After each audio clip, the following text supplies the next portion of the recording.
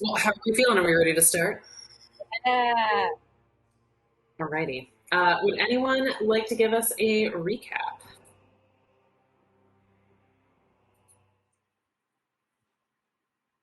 Ooh. I can try my hand at a recap. Oh, sure. Um, And that gives me an excuse to give you an inspiration since you didn't respond to the prompt, which is okay, and I you totally I'm don't have sorry. to. I did see that like when I jumped on to No say worries that we were at running all. late. But yeah, if Taro's you I was like, recap, then you get inspiration too. Taro's yeah, hobby is not responding to emails from grad students. exactly. Okay, Yes. awesome, Blue. Um, so let's see. Last time we came back into the village, or the town from fleeing from the unnatural fog. And we had a conversation in the tavern. We met, wait, the name of the, sorry, I'm, uh, here it is. Here's non-player characters.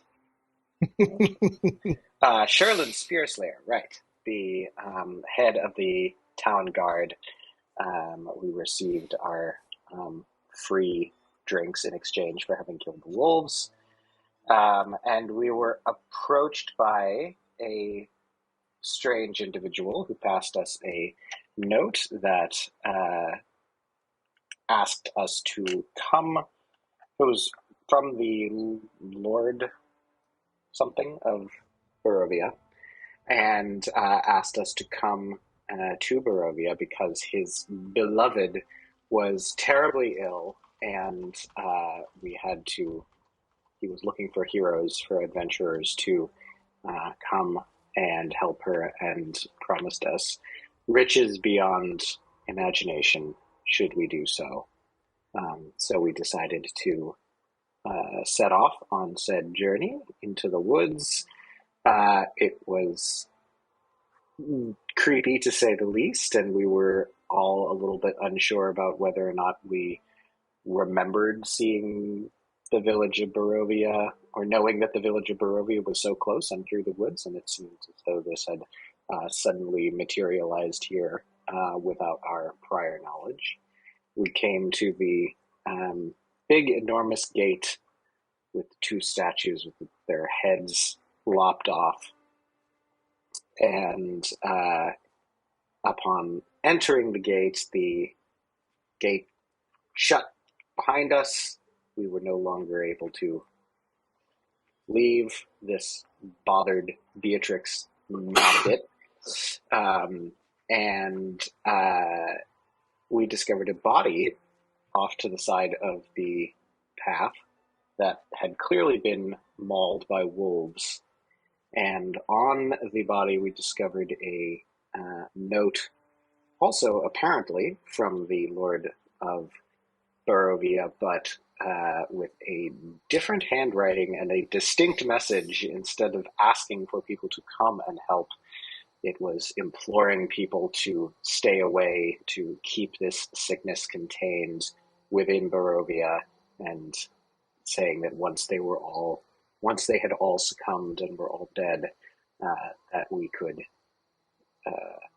enter and take what spoils were left.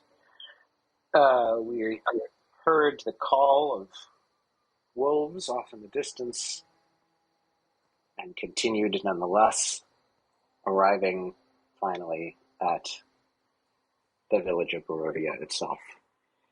At which point I believe we concluded the session. Excellent job. And we'll add some inspiration to your character sheet. Such power as the DM on D&D Beyond. I changed Jeanette's picture for her because I could. With her permission. That's nice. Thank you. You're welcome. All right. So as you enter the village, tall shapes loom out of the dense fog. You have slick, wet cobblestones under your feet. The tall shapes become recognizable as village dwellings. The windows of each house stare out from pools of blackness. At first, you hear no sound. until, cutting the silence, you hear a mournful sobbing that echoes through the streets from a distance.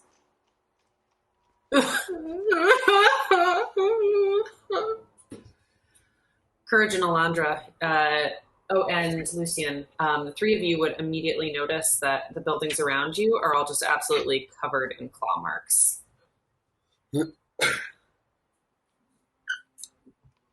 Can we tell by what?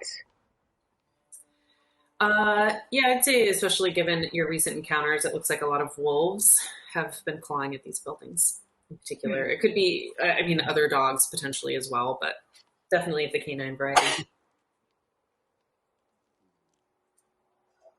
Well, it sounds like there's someone in need.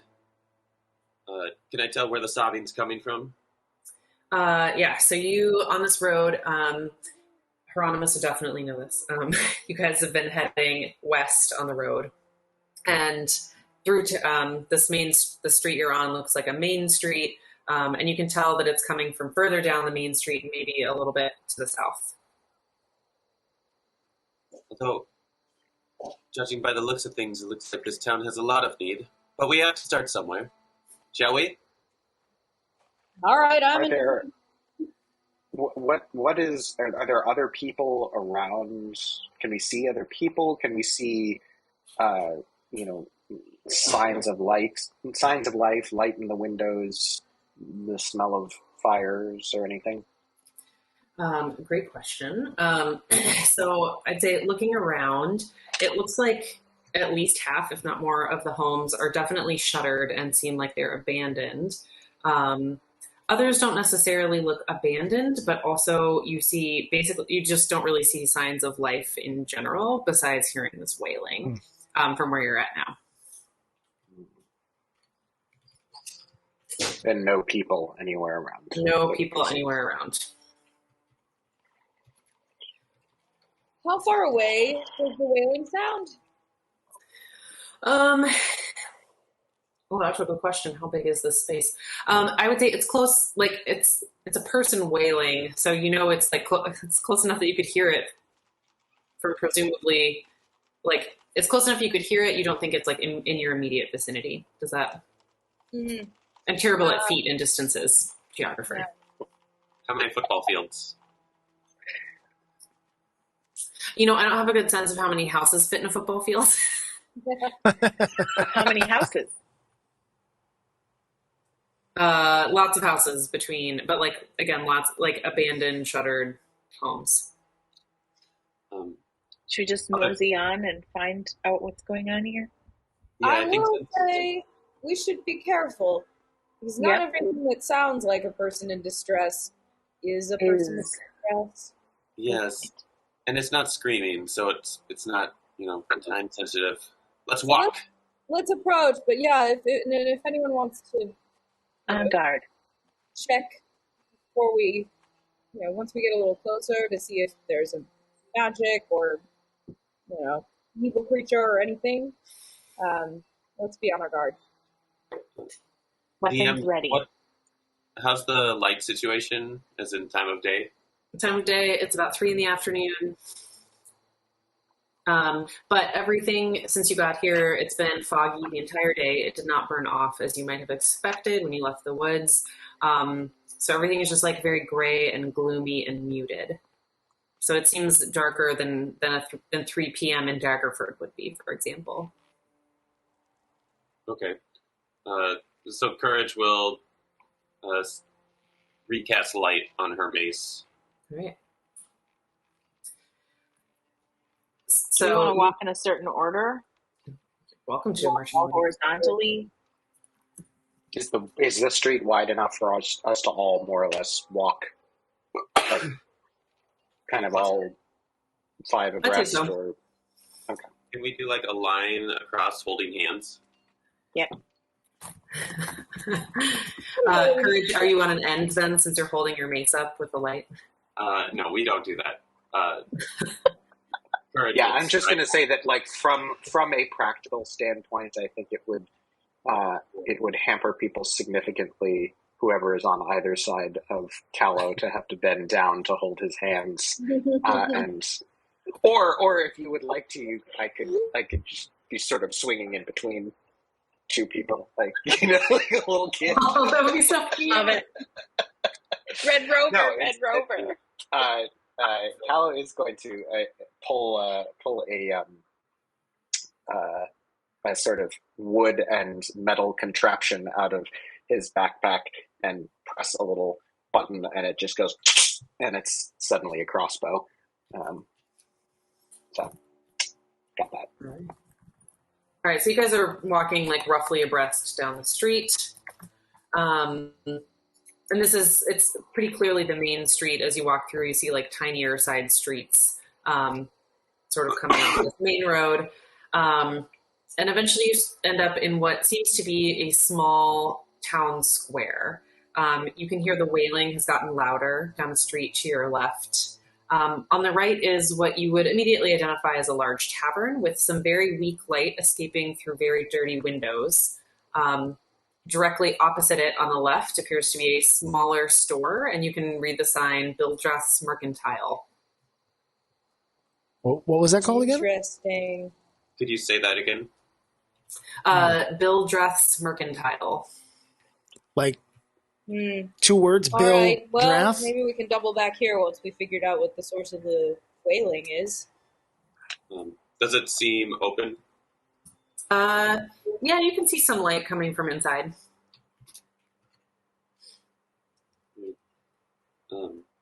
Should we check that place out first? I'm in favor of gathering a bit of intelligence before we dive straight into whatever is causing that that might poor be a good person idea. stress. I like it, but I'll stay near the door to see if the wailing becomes screaming. Is there any sign on the tavern itself?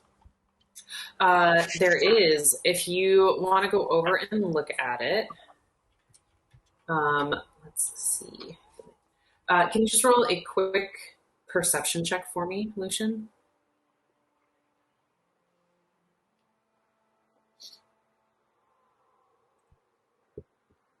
Oh, amazing. All right, so you looking for a sign above the tavern. You see the sign currently says blood on the vine, but you notice as you get closer that it once read blood of the vine.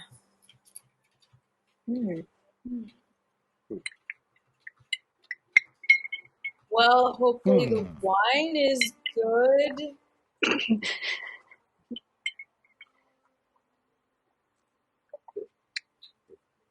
Yeah, maybe a quick stop in and then in and out. Seems After very all- very strange to me that they're changing the name of their tavern when there's clearly so many other things in the town that need work. I wonder if it got them any more customers. There are some mild lights. Should we step inside and see if we can't find anyone? Yeah. Yep. Maybe they can tell us where the headman is. We didn't see light. We didn't see lights at Bildreth's Mercantile. We just saw the sign. No, you did. Well, there It were looks lights. like it's open. Tavern or Mercantile first? Tavern first. Shopping spree or beers? Tavern. I like Maybe tavern. I kind of like mercantile. Shopkeepers usually Maybe know too. what's Yeah. going We on can do in both. town.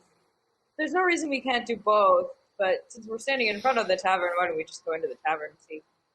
I'd say well, for what it's worth, you're equidistant. They're across the street from each other, and you guys are in the middle of the street. Oh, okay. Why did I think we were going because we... Lucian kind of walked over to look at the sign Yeah. to get a better Okay, sense of it, but okay.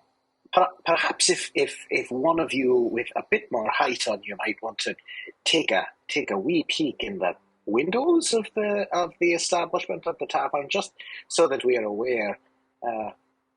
Taverns can sometimes be the sort of place where dangerous folk may frequent.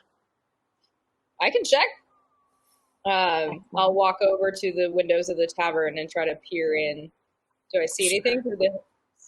I'm going to rub at it with my sleeve a little bit. Rub at the... yeah, there you go. Yeah, so first you try to peek in, and it's just like super dirty, and you can only see like faint shapes. But rubbing at it a bit, you peek in, and you can see. I mean, it looks like a pretty standard tavern. I'm trying to think where you're standing. You would be able to see like a bar with what you assume to be a bartender behind it, and about 4 people inside. Looks peaceful enough to me. Just a bartender and about 4 customers. Can't really tell much beyond that. Someone's got to clean these windows. My sleeve is filthy. Does anyone have like a Yes, you've got like a huge smudge. something for this? Ooh, gross. You could just smash it. No, let's go in. How would smashing the window will make my sleeve cleaner? All right, let's go in. All right. You head inside. I press the button on the back of my crossbow, and it folds back in into nothing, so that I can not look so armed. Perfect. We'll all right. also dropped light on the mace. Okay.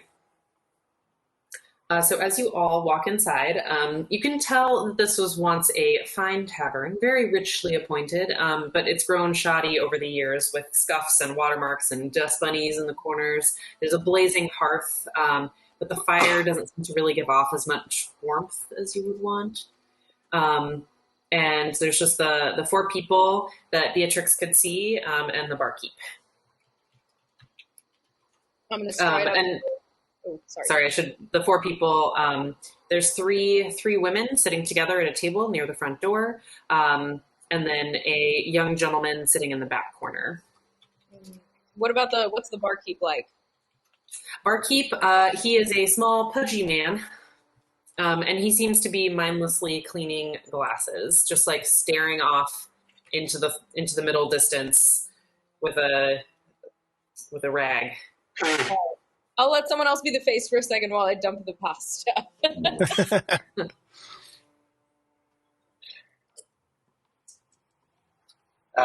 All right, Callow, we'll head up.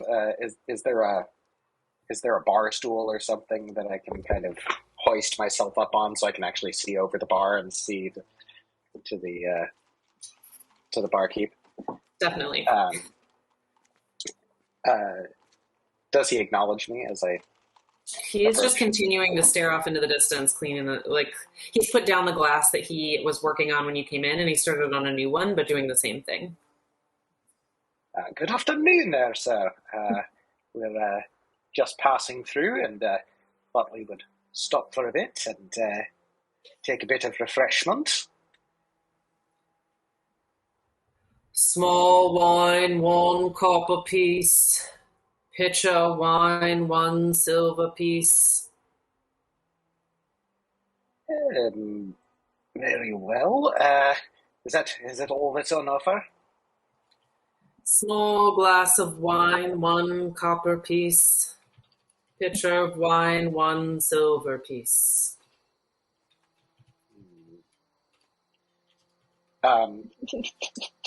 Can I tell whether it appears as if this individual is under any sort of enchantment or spell? Roll an Arcana check. That's what I was Can I as well? Absolutely. That would be a 13 on Arcana. All right, 13. Elandra? 13 plus 3. 16. Oh, that's cool. It shows up in both places. All right, 16.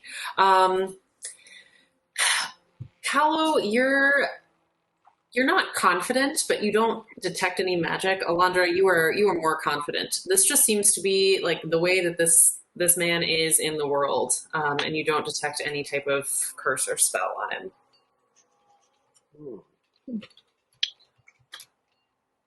Courage will approach the 3 women, but we can stick with the bartender for now. Right. Very well. Well, there's 5 of us, so I think I think probably a pitcher of wine would be appropriate. You said a silver piece, my good man?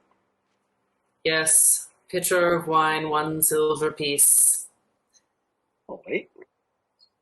I'll hand over the money. All right.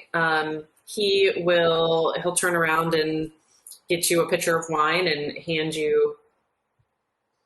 Yeah, he'll hand you 5 glasses.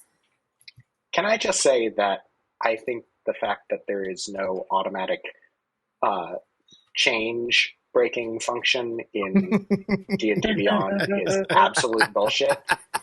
Couldn't agree more. I have a great resource for you. What is it? Let me just, I can grab this. No, Is it it's like all the right. I mean, it's online like, calculator? Yeah, I've got a I mean, it's calculator. got the calculator there. It's more just like I have to remove a gold piece. Yep. Yes. Add It's like you 10 should just be able to silver subtract pieces, a silver piece, and it should just do it. and then subtract a silver piece. We don't have change for gold here. I've definitely Ron, had DMs maybe say, like, that's- I'm only going to deal in gold pieces. That's it. Because D&D Beyond is so annoying. So it's, with the exception of Electrum, it's like the metric scale. It's all just, it's powers of 10. Exactly. I just Which don't wanna do those multiple steps. As you buy the pitcher, Lucian is shaking his head because I think we could have had 5 glasses of wine for 5 copper. And instead we spent an entire. We will say that you just half a could silver. each have two glasses of wine out of this pitcher. It's a big pitcher. It's a Gotcha. sizable pitcher. Gotcha. I would hope it's not just 5 glasses. Is it too big for Callow to carry? I mean, he's going to look real silly with it, I think. It's half his body weight. I do have a -1 strength. So. I think Callow's most difficult task will be getting it off of the bar and like sliding down off the bar. that's Getting myself off of the bar stool. It comes in And then pints. like, I can't reach. It's a gallon but of Courage, you wine that's mentioned- half his body weight. It's perfect. So while Callow's trying to work out these logistics, Courage, you mentioned that you wanted to go and talk to the 3 women. Right. So they're sitting at a table. Sitting at a table up front, they're all wearing very colorful clothing. They sort of looked up at all of you when you came in and then went back to hushed conversation. So Courage will approach. Good afternoon, ladies, and we'll come up to the table and crouch down to be at their level. How is everyone? May I offer my services as a representative of Shantea if anyone needs some kind of healing, some kind of prayer. I can help your gardens. What can I do for you? They all kind of chuckle and like look at each other knowingly, and they're like, "We're fine, dearie. Thank you so much." Oh, that's great. I'm glad you're all well and in good health. Do you know of anyone in this town? We heard wailing outside. Well, this is a difficult place, as I'm sure you've noticed. Of course, you heard some wailing. That's normal. Yes. And no one tries to help the sad person?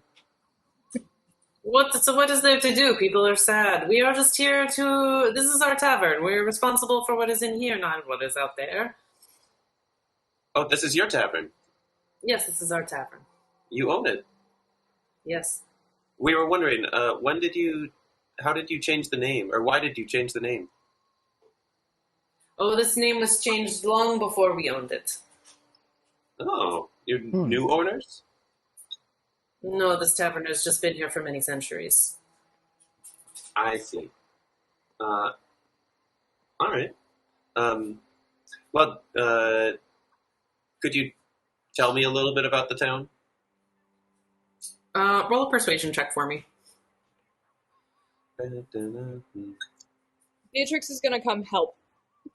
By which I mean she's gonna come squat next to Courage by the table and look as like non-threatening as possible. Mm-hmm, mm-hmm. Ooh. All right. I got where'd it go?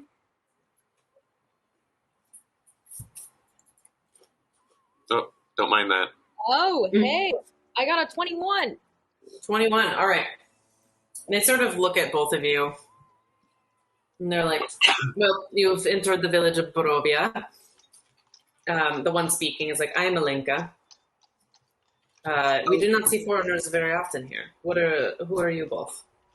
Hi, hello, I'm Beatrix. And I am a warrior of the god Lythander, and I am on a mission to find someone who is missing. And my trail has led me here.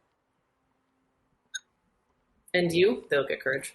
And I'm Courage, a hero of Shantea. At your service. Well, I'm not sure how much of your services we need. Mostly, I mean, unless you would like to work here and help us make sure people pay their tabs. We need the money. You seem sufficiently staffed right now. Oh, I suppose so. Old Eric, I mean, he does his job well enough. Yes, but this is your first time to our humble village. You're not Barovian, I can tell. That's right. You were about to tell us a bit about it. Yes. I'm sure you saw many of our businesses are closed here. This is the only tavern in town, so I hope you'll be staying here to spend your money. Well, that sounds like a good plan to me.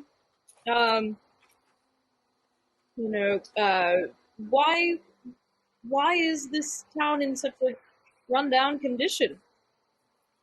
What happened here? Of course, you would know it's the Devil Strahd. His presence is just always lurking. Sorry, the devil who? The Devil Strahd. Is that like He's the ruler of this land, Barovia. You do not know this. How do you not know the Devil Strahd? Everyone knows him. No, this is new to us. And I'm gonna stand up and I'm gonna call the other three over. Hey, folks, bring your cups of wine over here. These nice Barovians have something to tell us. Do you mind if we join you? I suppose you can sit with us for a few minutes. Even being as weak as he is, wine for us. Then maybe yes, we will. You can sit with us. Lucian is going to try and help. I'll carry the pitcher of wine over. Since we're both -1 on strength, this might be more comedy than. Lucian is taller, so yeah, it's going to be awkward. Hella awkward. A tall person and a short person trying to carry a keg. Love it. Definitely some wine sloshes out on the way to the table. I'm rolling on it just for shits and giggles. Natural 20. What a waste. What a waste. Without a drop. Smooth as butter. Smooth as butter. Callow, you've got all the glasses, I assume. Well, I had all the glasses. You had them. You would have noticed when we were up at the bar that there weren't actually that many glasses, and you drop and break one of them. Eric does not react. The bartender, sorry, he does not react. He just continues cleaning what he has. And the women in the front kind of give you a sneer, but will accept the wine happily. Hello. These are the rest of our colleagues. Lucian, Hero, Elandra. We've all just arrived and would love to. What are your names? Oh well, as I said, I'm Alenka, and these are my colleagues Mirabelle and Sorvia. And they were about to tell us that the ruler of this land, famously, is someone called Devil Strahd? The Devil Strahd, yes. The Devil Strahd. The Devil. 3 words? Yep. Okay. And what kind of a creature is he? Well, he is very strong. He comes from a royal bloodline and conquered this land centuries ago. He conquered it, or his line did? He conquered it. He's very old. It's because he is so powerful. Is he an elf, or a gnome, or a... I mean, I'm half He was once human. We cannot speak to his nature now, except that he is very strong. And you mean Centuries or decades? You mean decades, right? No, I mean centuries. Oh. I said what I meant. How old are you? I'm sorry, I shouldn't ask that. Yes, you should not ask that. Clearly, we are young women. They are not young women. They're like middle-aged. You can tell that these three women are all human. Wow. What creature made the claw marks outside? Oh, well, the Devil Strahd has many creatures in his employ. Wolves, bats, etc. So do they- they attack the village whenever he is displeased with our actions. Or not our actions, but the actions of the other Barovians. do you stand in his favor? I mean, no one is truly in Strahd's favor. You seem to want to know a lot about this place. You should go and seek out Madame Ava. She can tell you much more than we can tell you. Where does she live? Oh, she lives about a day's travel west of here on the Old Svalbard Road in the Tesser Pool encampment. Is the mercantile shop open? Anyone in there? Well, in your Okay. recent youth, Oops. That just cut in and out on me. Anybody else hear that? No. Yeah, I think Emily is glitching. Oh no. Yeah, Yeah, She's- I'm having problems. frozen with her hand in front of her face. Can you hear me now? Okay. There you go. There we go. Now you're back. Oh, no! So it was just Tom's camera that was causing Emily's problem. Except now all of you guys are gone. Yeah. Ladies, in your relatively few years on this earth, were things always this bad in the village, or is this a more recent development? They have always been like this, yes. Wow, that's terrible. But you asked about the Barovia. Do you just want to know about this village, or do you know of the other towns? It's, I send you to the Tesser Pool encampment, but maybe I tell you about Valaki instead. I would love to know anything that could help situate us. Yes, we know nothing. We're very new to the area. Anything you could tell us that would help us would be greatly appreciated.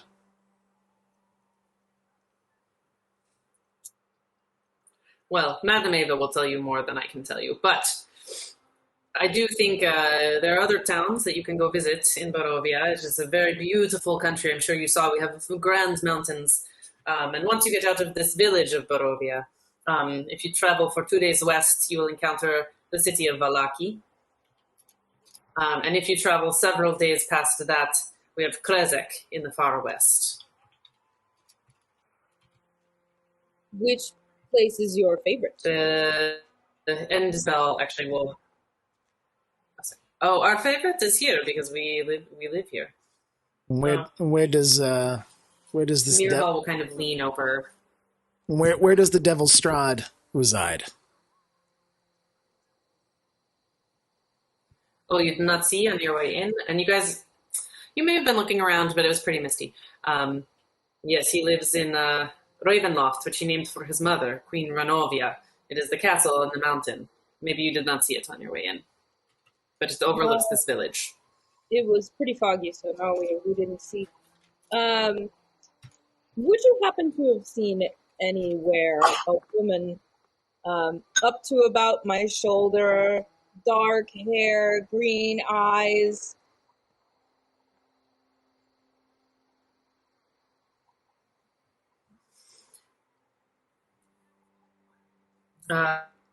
If not, it's possible to not. You're breaking up. Yeah, I didn't catch that.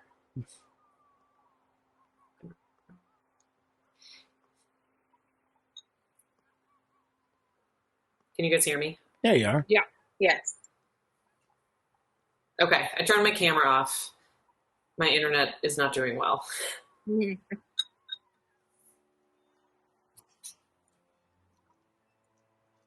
So you were saying... Mirabelle will lean over.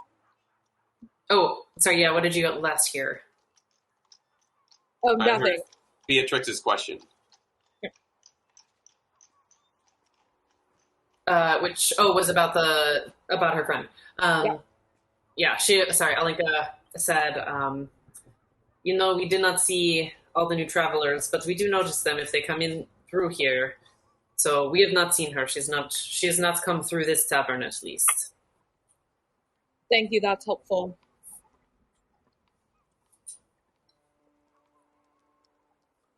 Mirabelle will try to lean over to, I'm trying to think who she's closest to Courage, and she'll whisper in her ear.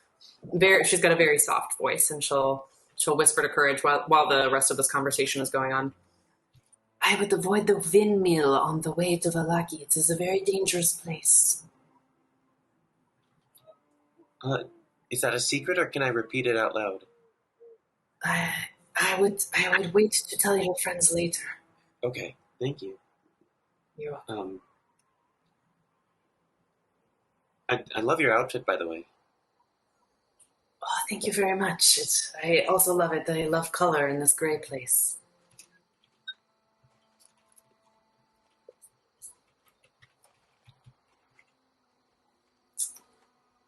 We'll take another drink of wine, and then is there anyone closer in town we could ask about things like a mayor or a burgomaster?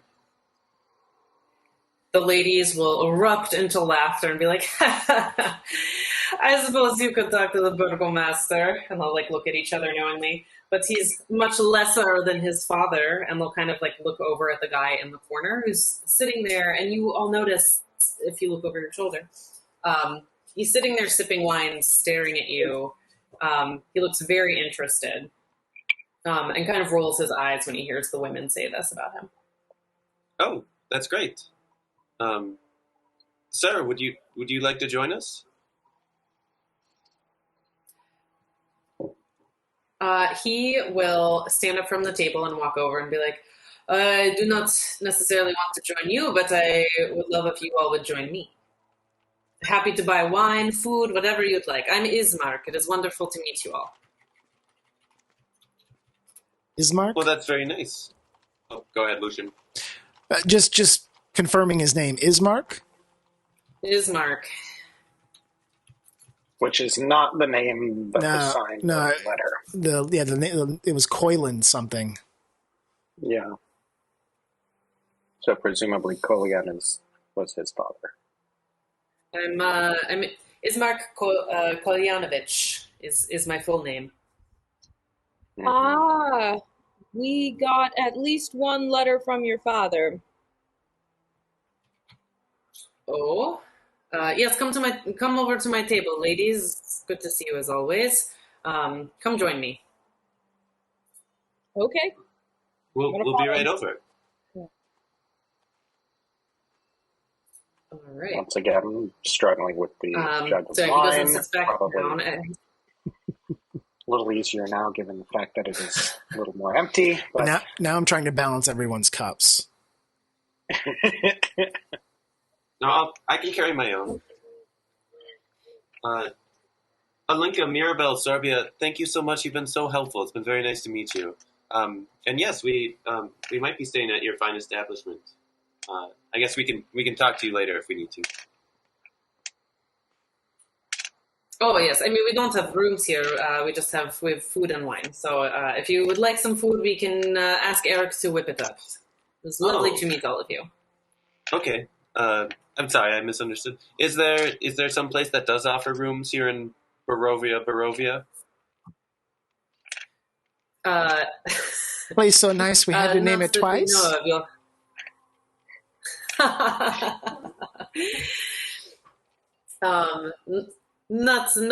inns in Barovia. And Ismark's like, come talk to me. Maybe we will work something out. Sorry, who said come talk to me? Ismark.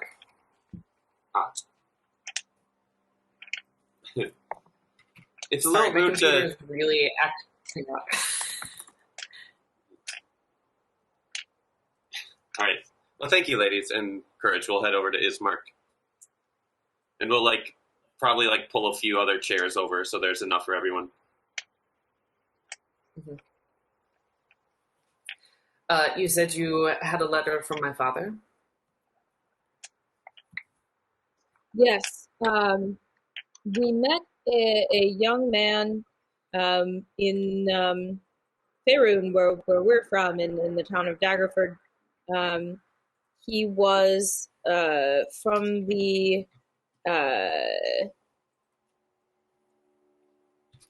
where is it? His name was Arago?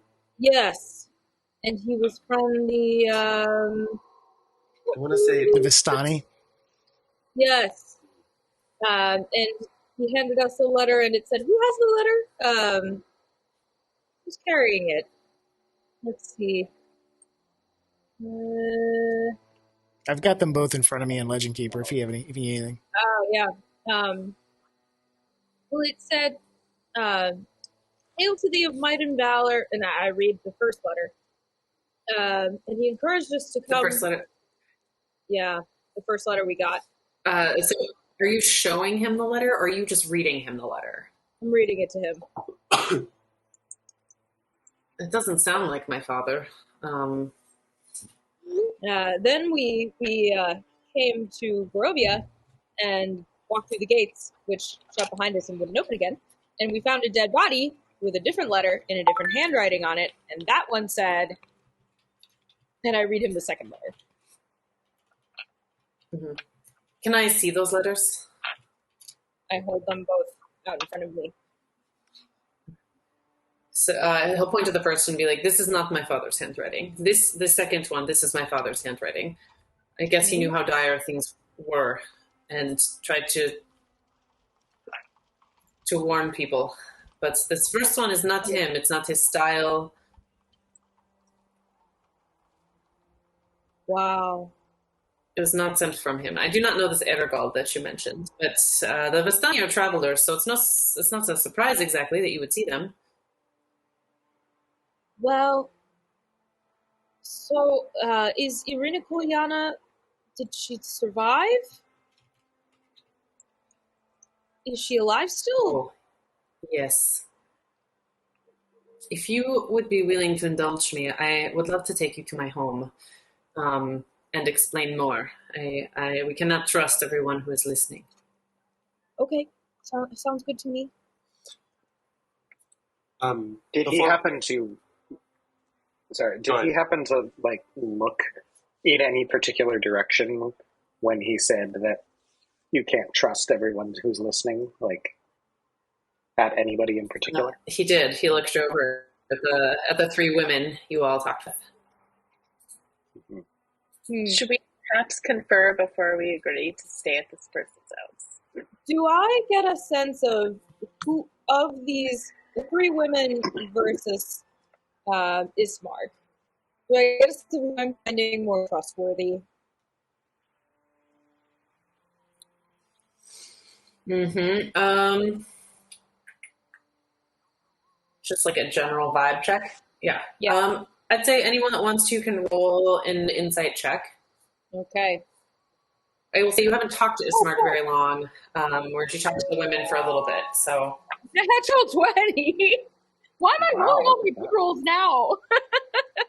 Wait, those two naturals. Yeah. Wow! The alchemy gods are coming through for me tonight. Can you all hear me? Oh my god, look at that. Okay. Now we can, Jeanette. Thank Yeah. you. Can hear Oh, anything. okay, now. With my, Yeah. Lucian's insight. All right. He's. I'd say those It's that not. rolls above it. Go ahead. No, you go ahead. I'm sorry. I was going to say, so Lucian's insight, what he's watching for is not just kind of, where the attention of this gentleman is, but also in how quick he identified the letters. Does it seem like he's being forthright with us? Is there any kind of indication as to as to why he's trying to separate us from the three women. They were very open in terms of the information they were giving us, if not a little insulting, but he seems to be very secretive, and I'm just trying to get a read on why. Mm-hmm. Yeah, I'd say you rolled a great insight.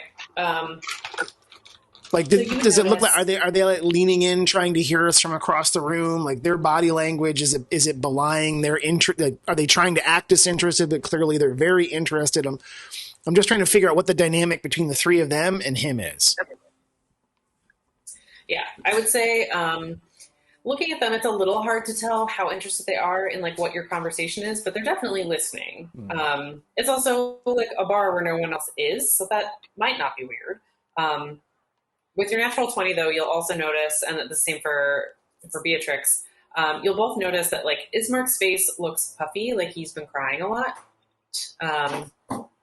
And he gives off really good vibes. Like he gives off, like you feel like he is being honest with you, given this natural 20 insight, and that he truly just doesn't want to share this is probably sensitive information in a place where other people might overhear, and maybe specifically these other people. Uh-oh. Did I cut out? Yeah. Okay. No, you didn't. It was like a bunch of cameras went off at the same time, so I thought maybe it reloaded again. No, it's all good. All right, I would say I feel comfortable going with him. But I'm also not ready to write off the ladies just yet. And as I sort of turn to like go, clearly we're going to leave the bar, right? I take 3 pairs of socks out of my bag that look hand knit because I knitted them. And they're in very bright colors. One is blue, one is pink, and one is yellow. And I'm going to put the 3 pairs of socks on their table. I'm going to say, thank you very much for your help. Amazing. Love it. Beatrix, that's perfect. Well, thank you so much, dear. This is beautiful. Thank you. Yeah, I'm a professional, textile worker, and I knit a bit on the side. It gives my hand something to do other than the glaive, and she taps the glaive on her back. I might. Oh no, we're good now. Okay. I think I figured out what's going on with my computer. Thank you. Oh, good. I'm sorry to keep interrupting with my technology problems. It's, Worse. Sucks. by this time, if it were in person, the Okay. dogs would have visited us 5 times. Oh yeah, for sure. Okay, so give them the socks. You all are headed out behind Ismark. As you head down the road. Oh, should I? Also, Jeanette, are you back? Nope, it was. Yeah, I'm it was back. Jamie's taking him out. Okay. Can you hear me? I need a second anyway. Yes. I can't hear you. Stupid mic. I I swear. could use a Yeah, second too. we can hear you, Jeanette. Okay. Yeah, let's take 2, We can so hear I it. can maybe get my computer moving again. Huzzah. Okay. Yeah, we're just a ball of fuck ups today. Jesus.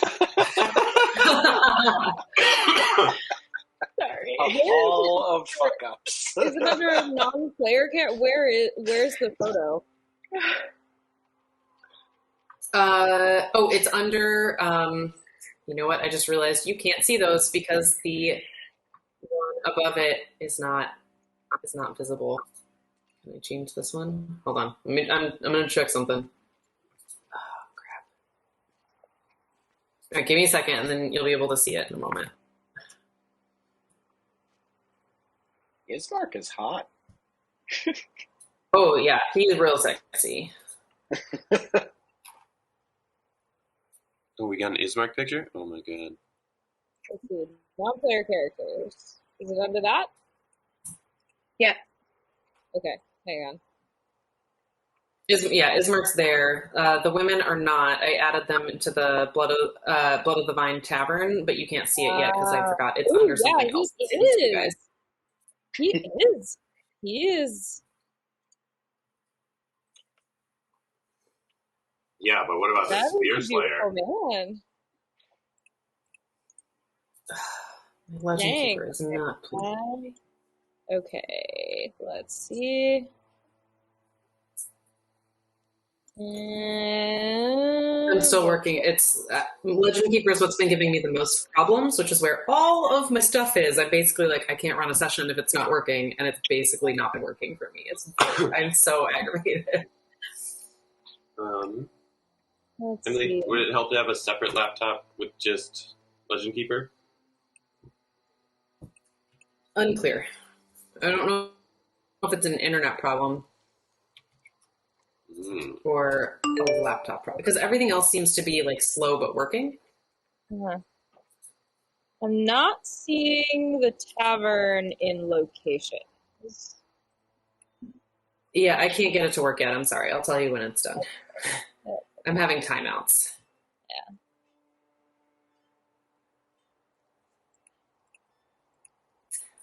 Might be because you all are also updating Legend Keeper, and my computer is not pleased. Oh, yeah, that'll happen. It's not. Yeah, exactly. Okay. Let me do this. Okay. I feel comfortable. Yeah, I feel comfortable showing you guys that. Okay. Now you should be able to see it. It'll ask you for an update in a moment.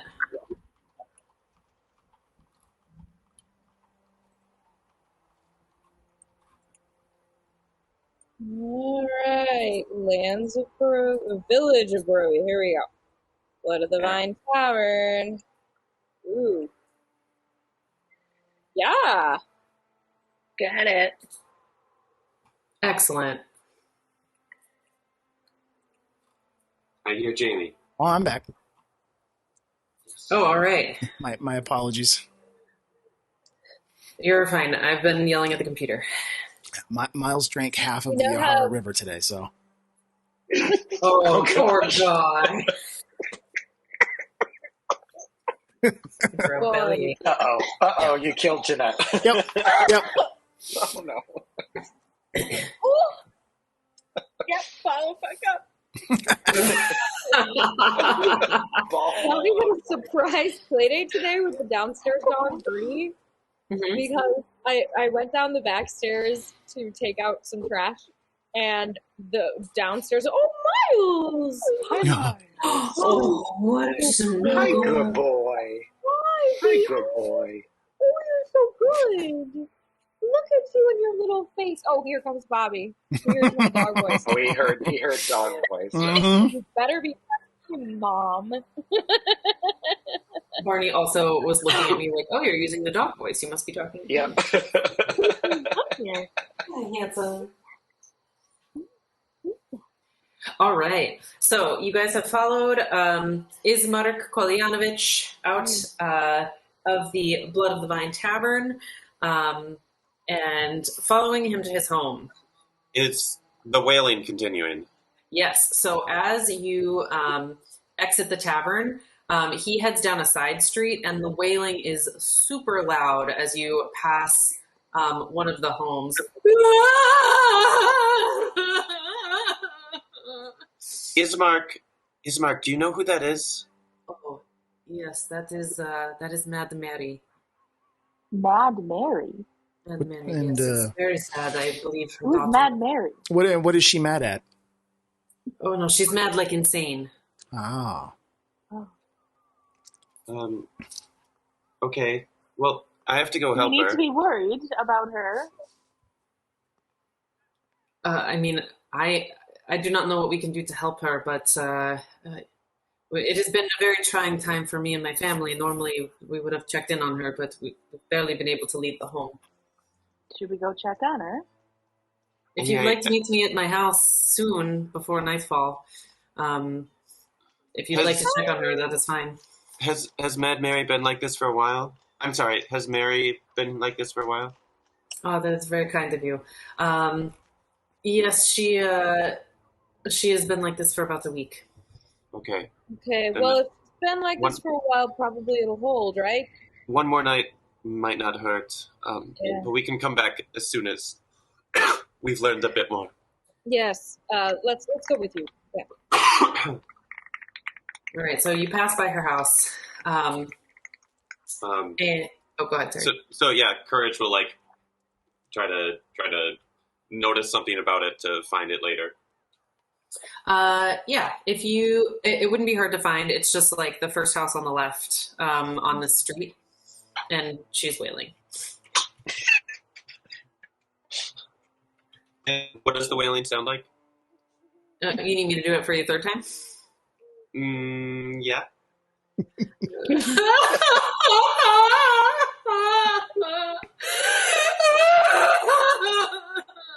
Oh man, it is louder when you're right next to it.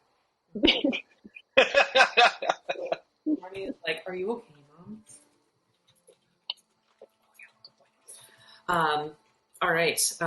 And as you are walking down the street, you hear the sound of small wooden wheels rolling across some damp cobbles. And you see a hunched figure bundled in rags pushing a rickety cart through the fog. But you continue following Ismark, I'm going to assume.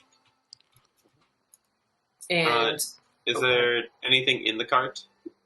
I'd say you can't really tell from this distance. She's like, she's kind of behind you, but because besides the crying, there's like no sound in the village. Like that's why you would notice it. But she's kind of behind, going down a different street off the square. What does the village smell like? Like, is there any sort of distinctive scent in the air, or does it just kind of smell like? What does it smell like? Yeah, it's like very damp. I would say decay, except there's like not that much to decay. You know, it's like wet buildings. Mm. Okay. That distinctive smell that fog has, I think it's got definitely has. Yep. It's almost weird that there's like a lack of living thing smell. Is it currently raining? It is not currently raining. All right, as you walk down the street, a weary-looking mansion squats behind a rusting iron fence. The iron gates are twisted and torn. The right gate lies cast aside, while the left one swings lazily in the wind. The stuttering squeal and clang of the gate repeats with mindless precision. Weeds choke the ground and press with menace upon the house itself. As you get close, you can see against the walls that the growth has been tramped down to create a path that goes all about the domain. Heavy claw markings have stripped the once beautiful finish of the walls. Great black marks indicate that there have been fires here that have assailed the mansion. There is no glass in any of the windows. All of them are barred with planks, and they are all marked with stains of evil omen. This is flavor text. Please don't ask me what that is. And I would say you notice as you walk up that you notice a mixture of human and wolf prints all around the manor. And Ismark will walk up and do like what you can tell is a code knock on the door, like a, and the door will creak open, and you'll see a young woman peek out and be like, "Ismark, who's with you?" Be like, "Irina, I brought help. Let us in. Let us in." And she'll open the door. You'll see this woman open the door wider, and he'll go inside. Do you all follow? Yep. Sure. Yeah. We'll just take a second to appreciate the foreboding dick graffiti on the planked windows. Huh. Is that dark omens indeed? Amazing. As you walk inside, the interior of the mansion is well furnished, but you can tell that everything's been there for a long time and been used. The windows, as you saw from outside, are boarded up, and there are holy symbols in every room. So lots of especially lots of sunshine, or lots of suns. And you are immediately assailed by a truly terrible smell. And some of you might recognize it as the smell of death. You I think you would all immediately look to be like, what is that smell? And you'll look over to a room off to the left, off of the entryway, and you'll see a simple wooden coffin surrounded by wilting flowers. No. Who died? Yes, come in. This is my father, Kolian, the burgomaster. He died 3 days ago, and we have not been able to take him yet to the church. Is there a reason why?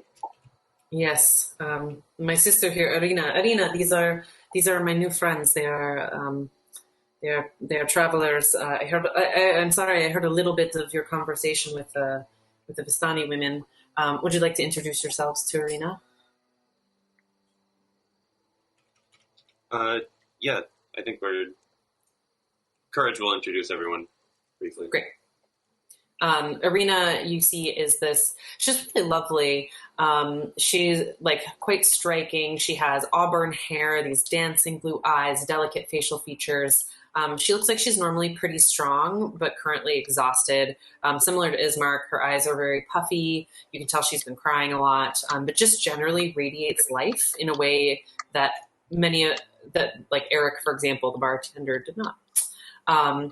She's the type of person that like all the heads turn towards when they walk into a room. But those of you who are particularly perceptive would also notice that she has 2 bite marks on the side of her neck. Yes, well, my father, Kolian, it sounds absurd, but he died of fright. I have been twice bitten by Strahd, the devil Strahd, and now everyone is afraid of me. And he's been sending his minions to attack every night through the night. And He bit you? Yes, he's how do you say it, Ismark? A vampire. What does Lucian know about we've vampires? been over it. None of us knew what that was. It would be like a creature. Actually, Jaime, if I can ask you above game, this has been something that I've struggled to Google. I'm not really sure how much people would know about vampires in general, like in D&D world. I don't know if you have a sense of that. I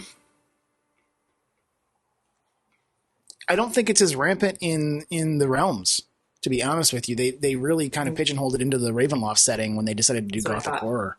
There are vampires, and it is possible to be cursed and to have but it's not like you don't it's not super widespread. At least in none of the campaigns I've ever run in 30 years, we haven't had a ton of vampires.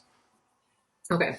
That has also been my thought. I haven't been able to find a lot of evidence of them, but it was one of those like, well, I don't think it's like a fiction the way that it would be to like us. So Would we have heard of them through legend or stories or anything? That seems like reasonable to me that you would have like heard of their existence. Maybe stories to scare young children into coming home at night and not staying out.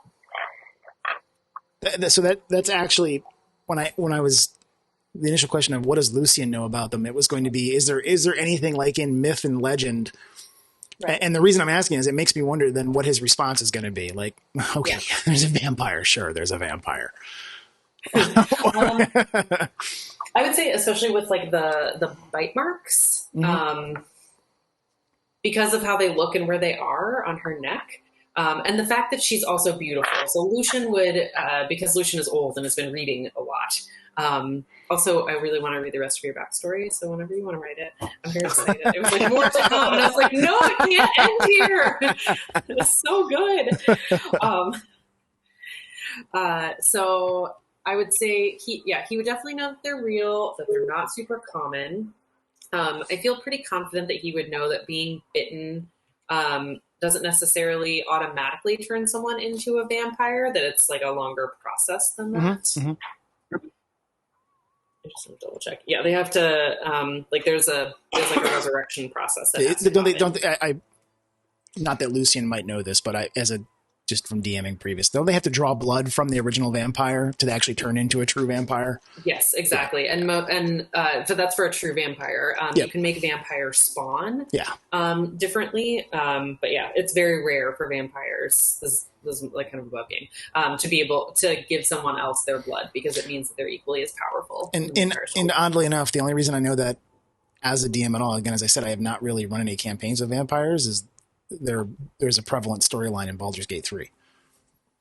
Oh. Now, I know from other vampire lore that 3 bites is a magic number. Is this true here as well? It is not true here. I would say, I'm trying to decide if you guys would know this. I'm kind of tempted to be like, you decide what vampire knowledge you think you have for your character based on what you yourselves as players know. Mm-hmm.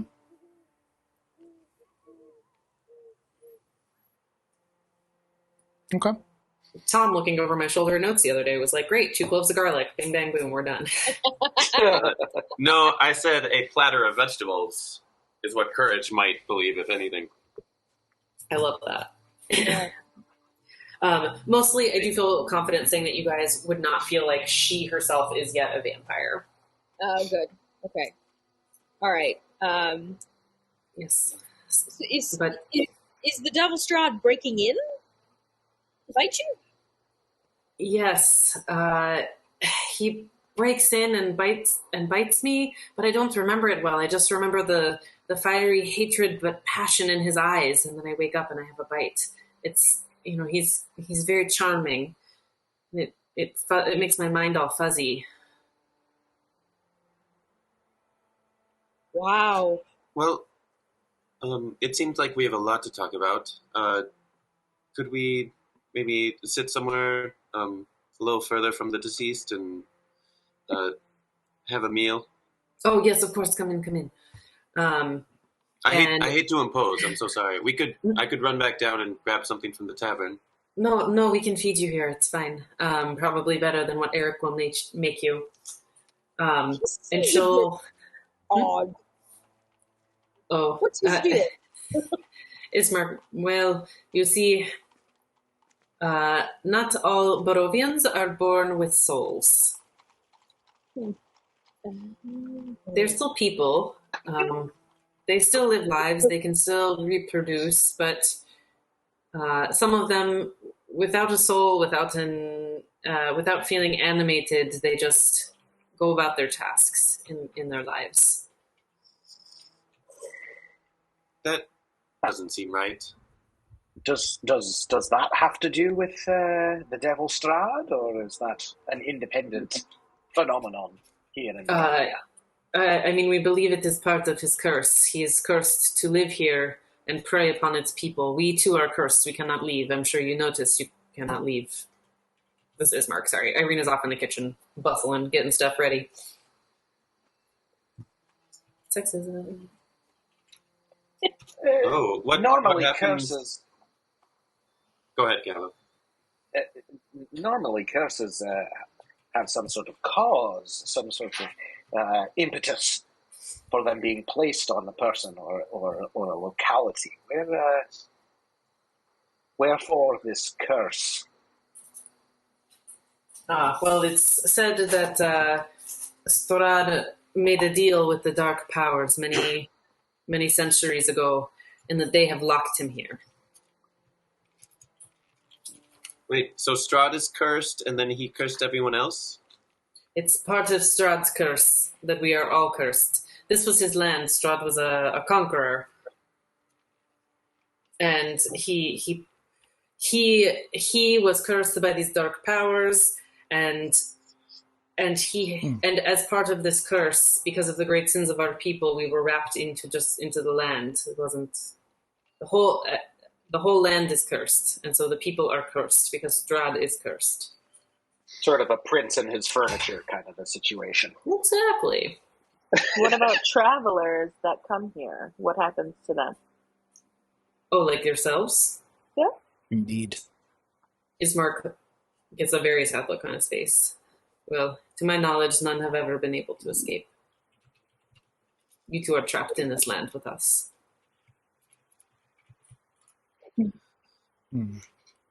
You might have led with that one.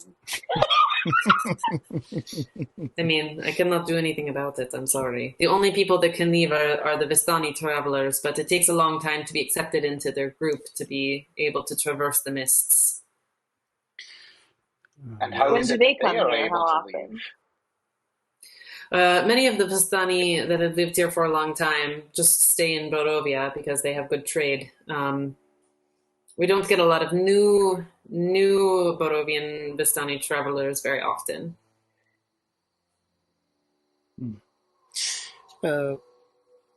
Forgive me if this question is a little too forward, but the letter that we found penned by your father about the plight of this village mentioned that you were his adopted daughter. Did you live with him your entire life, or were you adopted at a later age? So Arena's in the kitchen. Yeah. Gotcha. So then I would ask that of Ismark. Is she your adopted sister, or did you share parents? Yes, she is. This was news to me. I did not know till you read this letter, but this one is in my father's handwriting. So I suppose she's adopted, but she cannot remember much of her childhood. I just remember one day she was here, and I was told it was my sister. Is your mother still alive? No, she passed many years ago. From? Natural causes, I assume. We do not have much sunlight in Barovia. I've never seen a full sunrise. And people get sick. They're very weak much of their lives, and they get sick and die sometimes. That's so sad. In his letter, your father mentioned that Irina was languishing and dying from her wounds. Yet she seems a bit pale and certainly filled with some level of fear or anxiety, but she doesn't seem to be dying from her wounds. Did she have some kind of a recovery? She recovers often after she sleeps through the night, but she gets a bit weaker every day. She was very strong before, so you're seeing a diminished version of her. But she does seem to feel a bit better if she can sleep. But this last week or so, Strahd's minions have been relentless, and it is my father's heart gave out. He could not take it, the fear. I have one other question based on your father's letter. Of course. He makes mention of calling upon holy women of faith. They had them surround this land with their symbols to hold back the evil that resides here in Barovia until it feeds upon itself. Do you have no men and women of faith here in your own lands? Are there no clerics, no priests? Truth be told, it feels as if the gods have forsaken us in this land, and that the dark powers hold sway over all. We do have some who are priests. In fact, this is what I was going to ask for your help for two things. And at this point, Irina will come back in, and it's a pretty simple meal. It looks like some hearty brown bread and some soup, like it's warm veggie soup, as well as some more glasses of that same kind of wine that you had at the bar. And she'll set that all down in front of everyone. Be like, "Oh, it's Margaret, you're asking?" Like, yes. First, we could use your help. Have we relocated to like a dining room? Yeah. How's the ambiance in this? It feels like the type of place where this was like once a warm home, especially in such a bleak landscape, but currently feels just like a bit empty and sad, like because of recent tragedy that's happened. It's hard to escape the smell of a decaying person in a few rooms over. Okay. Well, On our and is it like warm or lit? Yeah, it's lit. Okay. Some candles, presumably. Oh yes. So Courage will take a second fiddling with her mace, and soon the smell of incense will start to drift among the room, and she'll kind of place it as between the dining area and the morning area to try to counteract some of that. Oh, very nice. While Courage is doing that, and we're kind of getting ready to eat, Lucian is going to try and take a look at some of the religious signature or signs, the carvings you said were around the place. Does he recognize any of them? Is there anything that sticks out? Yeah, they're all pretty obvious. They're all clearly religious insignia of the Morning Lord, who you might also know as Lathander. Now, Beatrix is not clocking this. I'm just like chilling. Which I think floors Courage.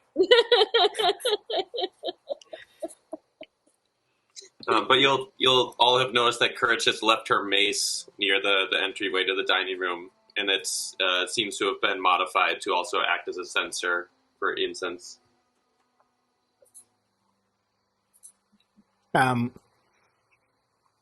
Does Lucian recognize that Beatrix hasn't picked up on any of this, the religious signs? Like if I look at her, what insight could I gain? Like is she solely focused in on Ismark telling the story?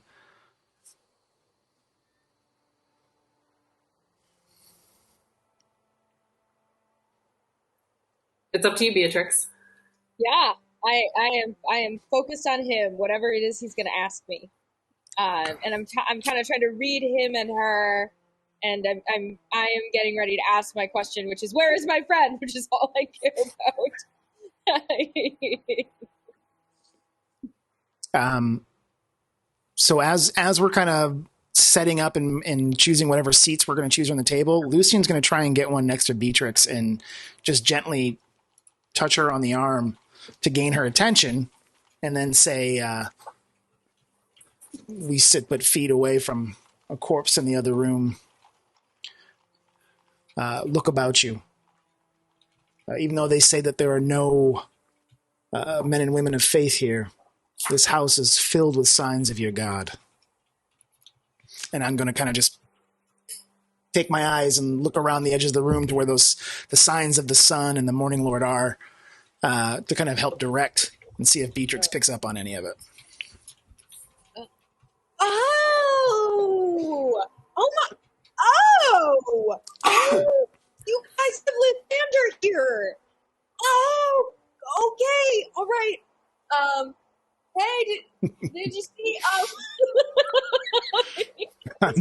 I'm praying she's hearing voices. My God, I hope she hears voices.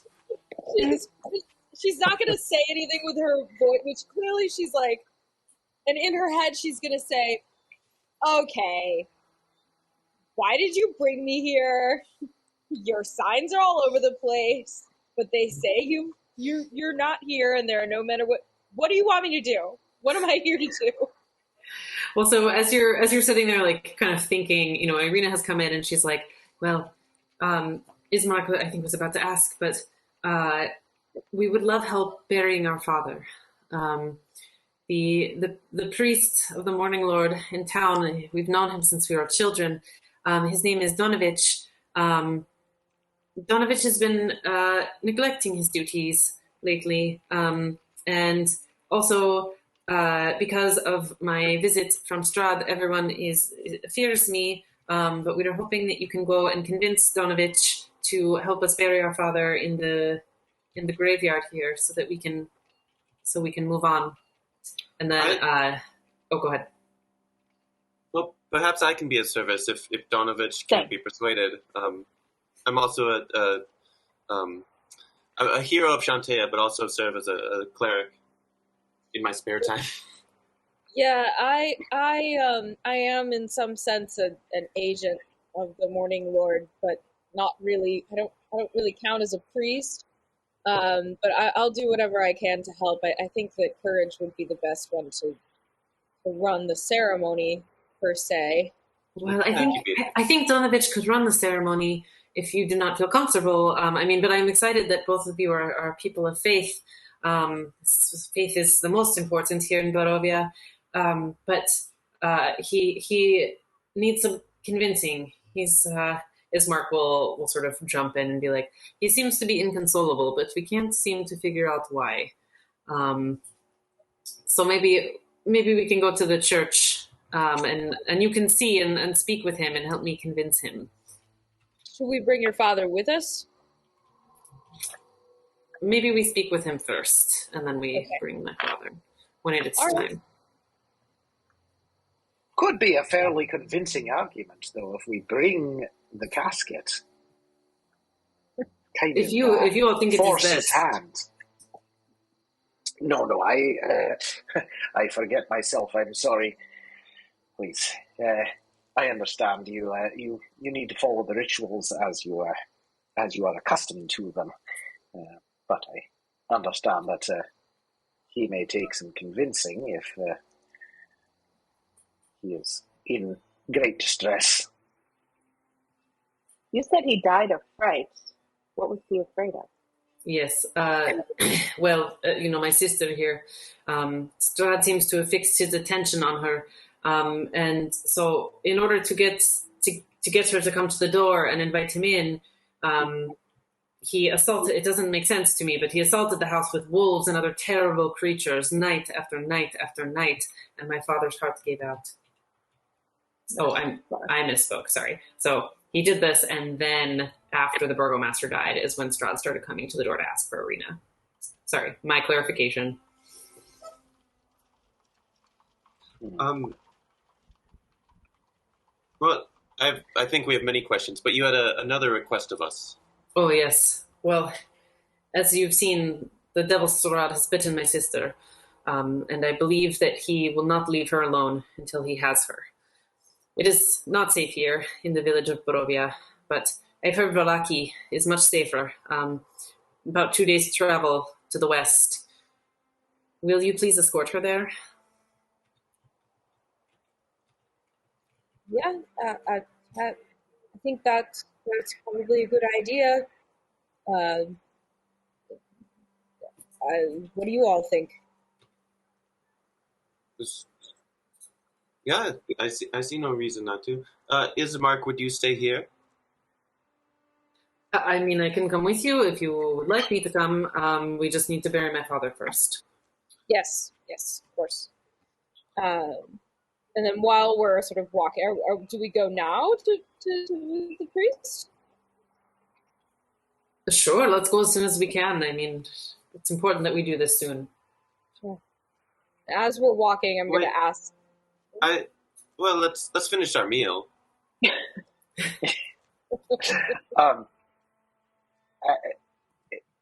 What makes you think that she'll be safer in Vallaki? We have heard that this devil Strahd is quite powerful. What is to stop him from coming to find her there? I suppose no place in the land of Barovia is truly safe from Strahd, but Vallaki is at least fortified. I've heard that they have excellent defenses, gates they can shut, a militia that they have raised. I'm sure you've noticed our village is mostly abandoned. Most people have left. We sit here in the shadow of Castle Ravenloft. And so it is much more dangerous than places further west. With all due respect, from what I understand about vampires, fortifications and a militia don't seem like much of a defense. Yes, Callow speaks wisely. I was going to ask, how has Arena been bitten? It sounds like this Strahd just showed up in her bedroom. No, he comes to the door, and when I've opened it to see, or when I've looked through the window, to see who is outside, I just remember these burning eyes looking at me, and then I guess I opened the door. it's very fuzzy, because I must invite him in. He can't just show up in our home, but it's very upsetting. Is there any history of Strahd doing this to anyone else? Fighting? Not in recent memory. I mean, I've heard that he sometimes picks people to become his consorts, which is what I fear. He has multiple consorts, wives, he calls them. Always women? Always women. Well, no, actually, I don't know if that's true. But famously women. But famously women, yes.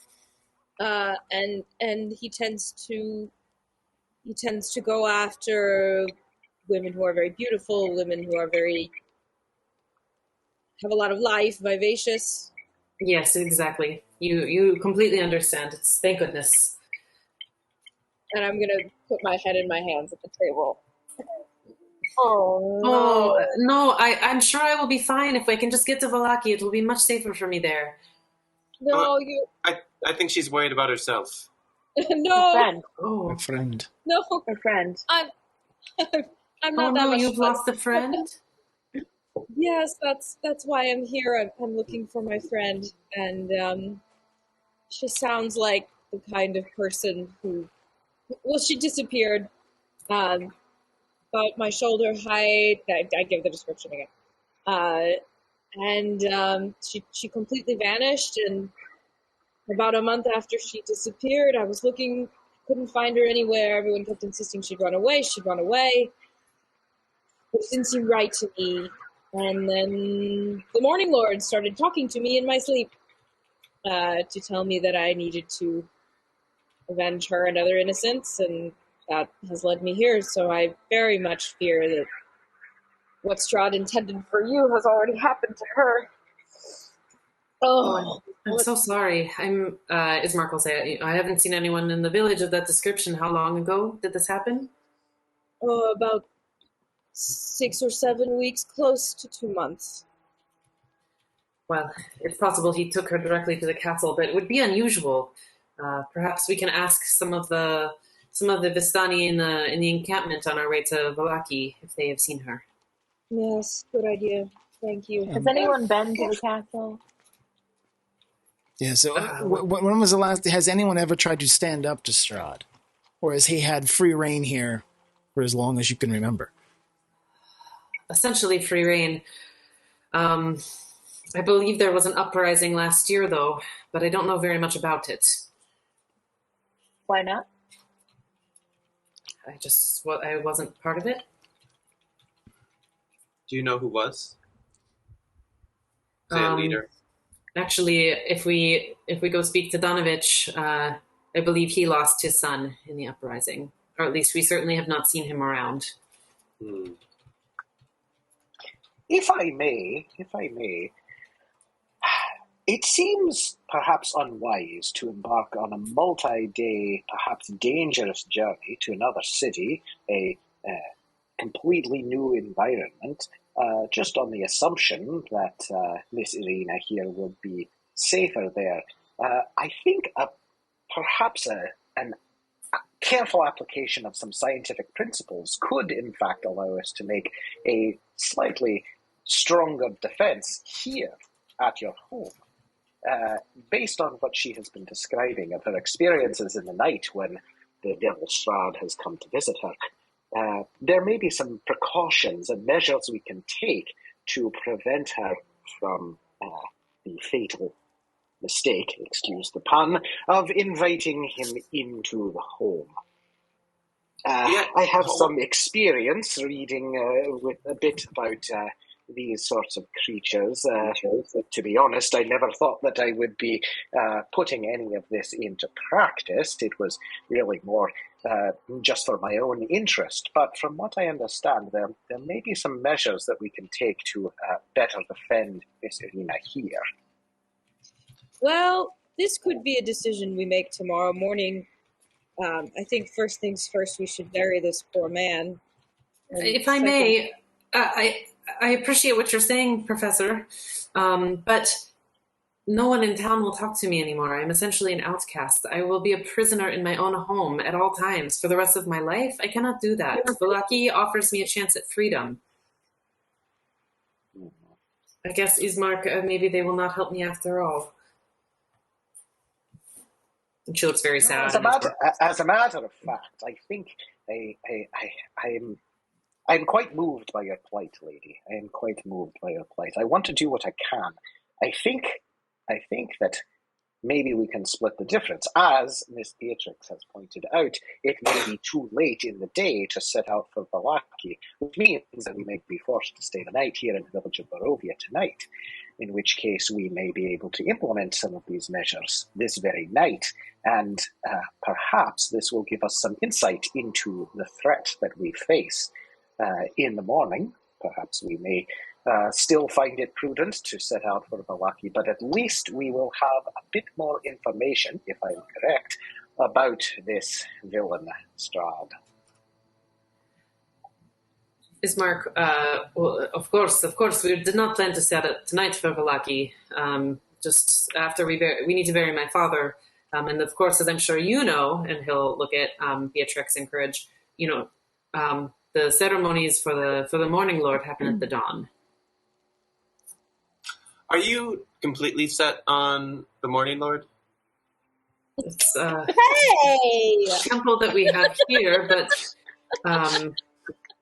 do you have another suggestion? I think my father would want to be buried under the Morning. Is there another option? Are there any other temples in Barovia? Big B Barovia. I believe there is an abbey further west in Krazek. I've heard good things about that. Sorry, I'm turning into Callow. There are some temples to Shar. You know what? Let's stick with the Morning Lord. Great guy. Very, very, very holy and powerful.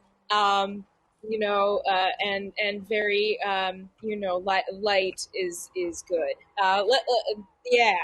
All completely agree. All great points, Beatrix.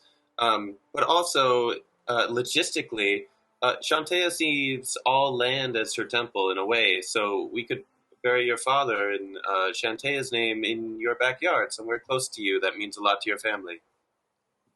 I think Irina will be like, it must be in the graveyard in consecrated ground. This is unless you know a way to make this consecrated, then it has to be it must be in the graveyard. Otherwise, his body risks rising and joining the other dead.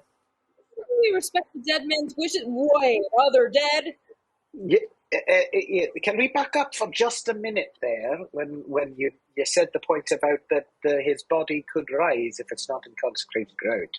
It's not common, but yes, it does happen. I see. Okay. Did we? I know that they said that their father died of fright. Did we get more information than that?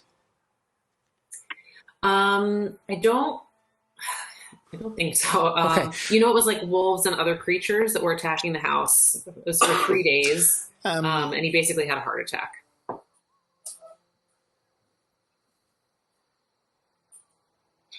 Okay.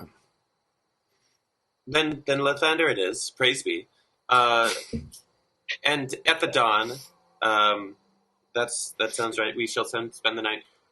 One thing that Professor Callow raised again that I have to ask: what do you mean by he has to be invited in? The Devil's Strahd, he has to be invited inside a home. He cannot enter it without an invitation. Because is he that polite? I think it's part of his curse. That's quite odd. Well, then it seems like Professor Callow, maybe you were thinking for the journey. Is this all houses or just your house? This is all houses, yes. Except his own, of course. That is his house. So as long as we can find a house, or I don't know, Professor Callow, if you have something you can push a button that turns into a house, then we should be fine. Well, yes, I think we should. Oh, go ahead, Cal. I'm sorry, Professor. Maybe you have magical means, but I have a suggestion. I'm afraid I don't have means of producing a house on command, but, well, I suppose it depends on what counts as a dwelling. Do you have any insight into this? I too have heard of this need for these creatures to be invited in to a dwelling, but what exactly counts as a dwelling may be up for debate. Well, yes, I think we should, as Mark is like, if you do not have magical means, we can aim to get to the Vistani Tisserpool encampment. It is halfway between here and Valaki, and we can request to stay with them. I've heard that they can be welcoming to travelers. Sounds like a plan to me. Well, why don't we go visit the priest? Maybe I can talk to him. Lathander to Lathander.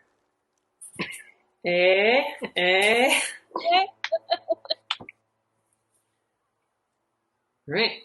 You guys gonna head there? One more question. Go for it. We've got 2 questions, it looks like. When does Strahd typically visit? Is it consistent? It has been the last 2 nights. What time?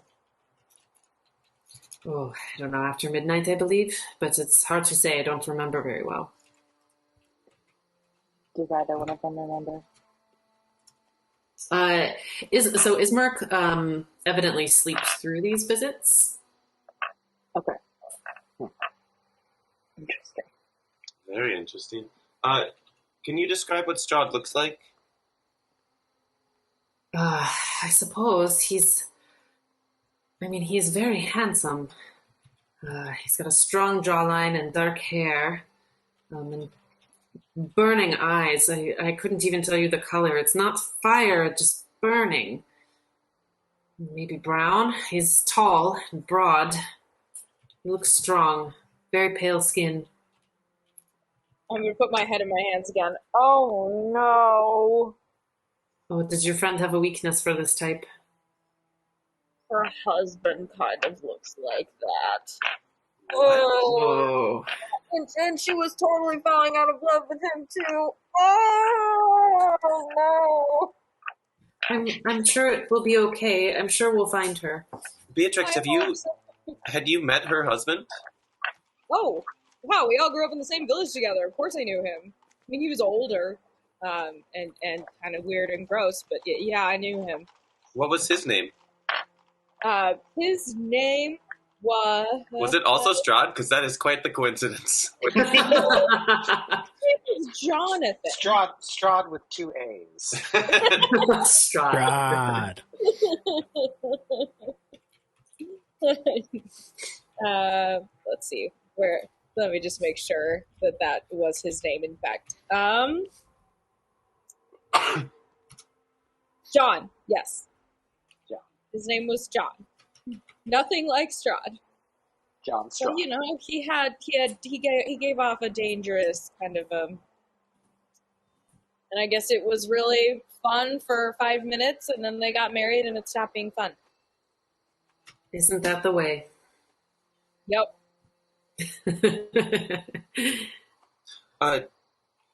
Are one of you? I mean, I would hate to have you come out of your home. Can you just give us directions to the priest, and we can go see him ourselves? Maybe I will go with you if that's okay, as Mark will say. Sounds good. Okay. But no, I mean, I'm also happy to give you directions if you think you will be more persuasive without me. But he doesn't know you, so I don't know. I think it's better. Safe? Do you think it's safe to leave Irina here alone? It's still, so I would say by this point, it's like 5 or 6 o'clock p.m. If I may, if we are to make certain precautions and take certain measures tonight, it may be wise for a few of us to stay here and begin those preparations, particularly focused on Miss Irina's bedroom. Lucian, Miss Elandra, would you be interested in staying here with me and letting the holy folk speak to the other holy folk? Sounds fine to me. Yeah, certainly. Also, Also above table, Emily, if your brain is not in a position to split the party, I can retcon that and say no. No, I think it's just fine to split the party. I will say, sorry, I got feedback.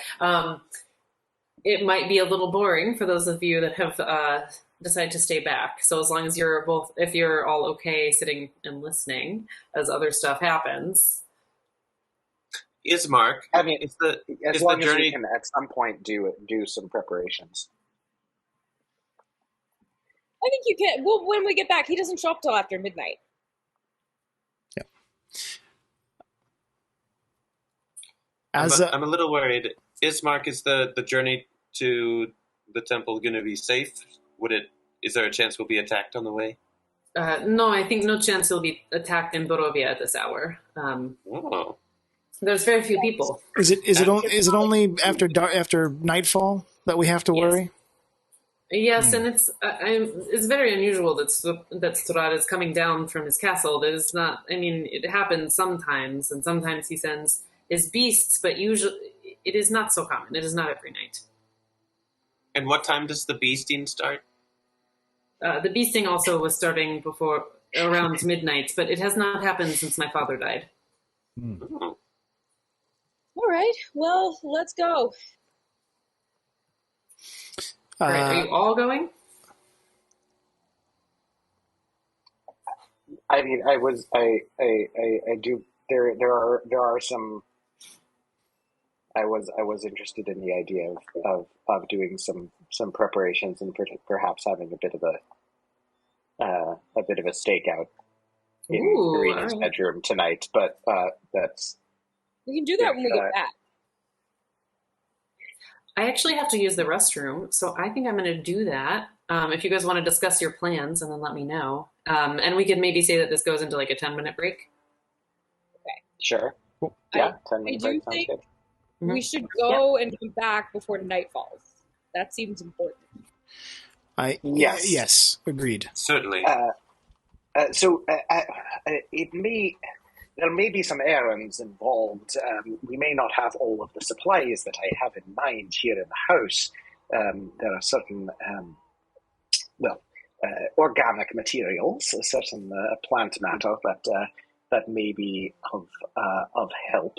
And certainly we may want to make use of some of these symbols of the Morning Lord and concentrate them in Irina's bedroom. But mostly developing a plan of action will be the key component here. We could try holy symbols from a few deities. Sure, of course. No clear preference for Lathander. We could indeed try other holy symbols. Why not? Are Irina or Ismark anywhere near us as we're having this discussion? I think they're at the table, yeah. I assume Emily's peeing now. Okay. Well, Lucian is awkward enough with people that he's just going to simply state, let's not forget a possible course of action here is that we simply gag her and tie her to bed so that she can't invite him in. Is unable to move. As much as we may not want to tie you up, dear, that may be one of our best solutions. I would also suggest that for any of us that are going to speak with this priest, sounds like they want to bury their father in consecrated ground. There are few undead who can make their way into such locales. We may be choosing to stay in the absolute wrong place this evening. If there is a church and it is consecrated, why not avail ourselves of that as a redoubt? That's a great idea, and we could bring the coffin right now. The dawn comes, bing, bang, boom. Clearly, if I'm sorry, if Bing Bang Boom might be inappropriate for these circumstances. My apologies. If the devil has been able to walk in here, even with the signs of the Morning Lord being inscribed into the very bones of the house, clearly this is not a sacred place, and it does not have the power to repel him. Well, I would want to talk to the priest before we made a plan like that. He sounds off, and as much as I might try to sort of and she's being very awkward about this whole Lathander. Like she's trying to cover up for the fact that she actually doesn't know that much about her patron, and that she has like very little experience in this realm, right? So she's kind of blustering a little bit. So she's like, okay, so if he's like weird about us staying there, you know, maybe we should talk to him and get a sense of what's going on before we make the decision. Beatrix, are you concerned that the temple here is maybe turned against Lathander? And if so, could you ask him? Yeah, Lathander, that is? Yeah, yes, I absolutely can. I don't know. I would think from what is being described here that it is less likely that the temple is in open revolt against the Morning Lord, and more likely that the priest is not prepared to do to openly defy Strahd. Mm-hmm, that would be my concern, that he would be reluctant, having just lost a son to a rebellion, to hide a prospective bride of Strahd in the church. And you raise a good point that with the rebellion, there might have been many casualties. It might not be an issue. It might be an issue of logistics. Yeah. Well, just like funeral homes get backed up.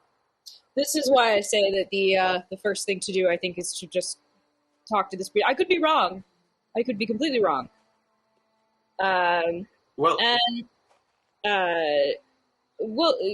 Professor Callow, what is on your shopping list? Well, primarily, garlic. I will say as much garlic as we can manage to acquire, and Callow will sort of turn to Lucian and say, "You're not wrong, friends, about the idea of restraints, but I was hoping to approach that issue a bit more delicately with Miss Irina, should the time come for it. I think a combination of some restraints and perhaps a watch during the night in her bedroom may be required." Or we just all sleep in the church. Yeah, I think our holy folk need to go assess it. That's why I like the idea of splitting the party. I think we need a bit of a shopping trip to the mercantile, and I think we need to appraise the church and cemetery. And we need Irina to stay safe here. I'd love a look at Kolyan's body. I know they say he died of fright, and he's stinking up the other room, but could we look could we look at his body for wounds or any other sign that it might be something other than a heart attack? Yes, and Miss Irina, Ismark, I will say, I am a man of science. You can rest assured that I will treat your father's body with the utmost care. Should we examine it? I understand that the appearance of my associate here may give you pause in terms of how he may approach the body of deceased, but I will treat your father's body as while we wait with the utmost care and scientific approach. While we wait for Ismark's and Irina's answer, Lucian and Callow, would either of you mind if I asked Shantea to assist you? Lucian, I have a hunch that you would be a bit skeptical. I'm not sure what sorts of assistance. Yeah. What form would this help take? Is it tangible, or is it just good feelings? First one's free, Lucian. One way to find out. Callow will again sort of tug on Lucian's sleeve and Lucian to get him to sort of bend down to Callow's level and just say, the worst that happens is it makes her feel a little better.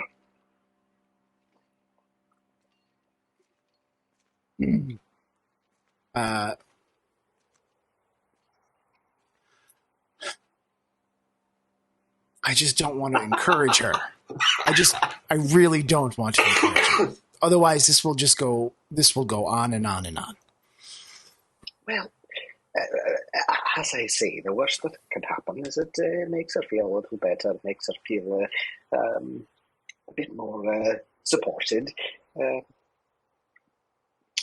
have my doubts about whether either of these two ladies are in fact speaking to deities, but there are all sorts of reasons why they may be receiving messages. It's totally fine, Emily. We could do this for days. It's fine. We were just doing extensive, in-depth, and very rich role play. I know. I'm sad I missed it. I heard Tom use his courage voice, and I like from the kitchen, and I was like, "Wait a second, are they not on break?" Sorry. So I missed what was Callow's answer to Courage's offer?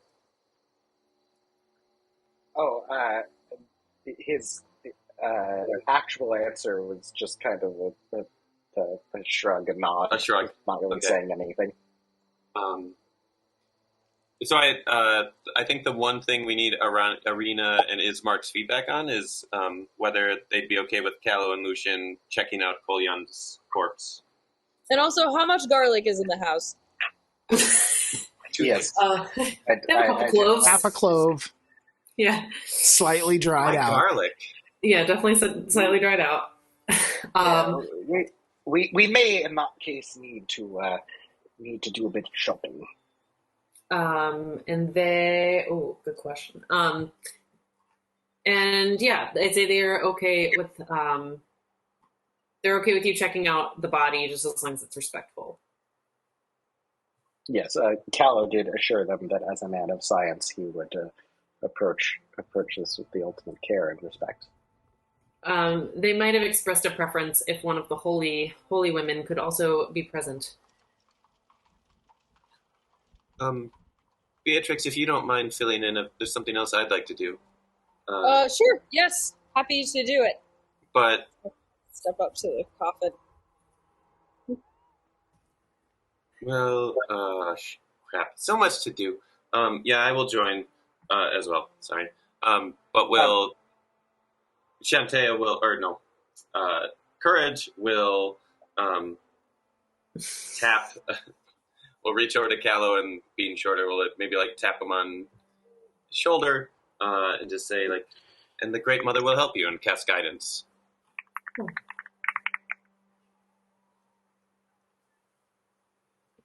I assume that the coffin is on some sort of bier or of some kind. It isn't. So as you walk over and get a better look at this, the coffin's just sitting on the ground. It's on the ground, and you can tell that it's something that they have made. That it's not like a coffin that they went and purchased somewhere. You can tell now that you're closer to it that they've clearly used headboards from the house, doors from cabinets in order to construct this coffin around their father, and under it, it has he's sitting, he's on a board as well, but right. But it's not up on anything. Perfect. I don't even need to ask for a stool. Great. Courage, Okay. puts the chair back that she was dragging over.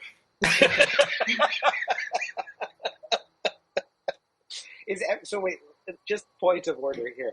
Everybody in this party is nearing 6 feet tall, if not over 6 feet tall. With my heels on. Yeah, Lucian's about 5'10". Okay, so Thin like a scarecrow. Everybody in this party is easily 2.5 feet taller than Callow, if not more. Yeah. How tall's Elandra? Muted. Oh, Jeanette, we're not hearing you. Oh no, we lost your mic. Yep. That's okay, though. I can speak for her. She just said fucking balls.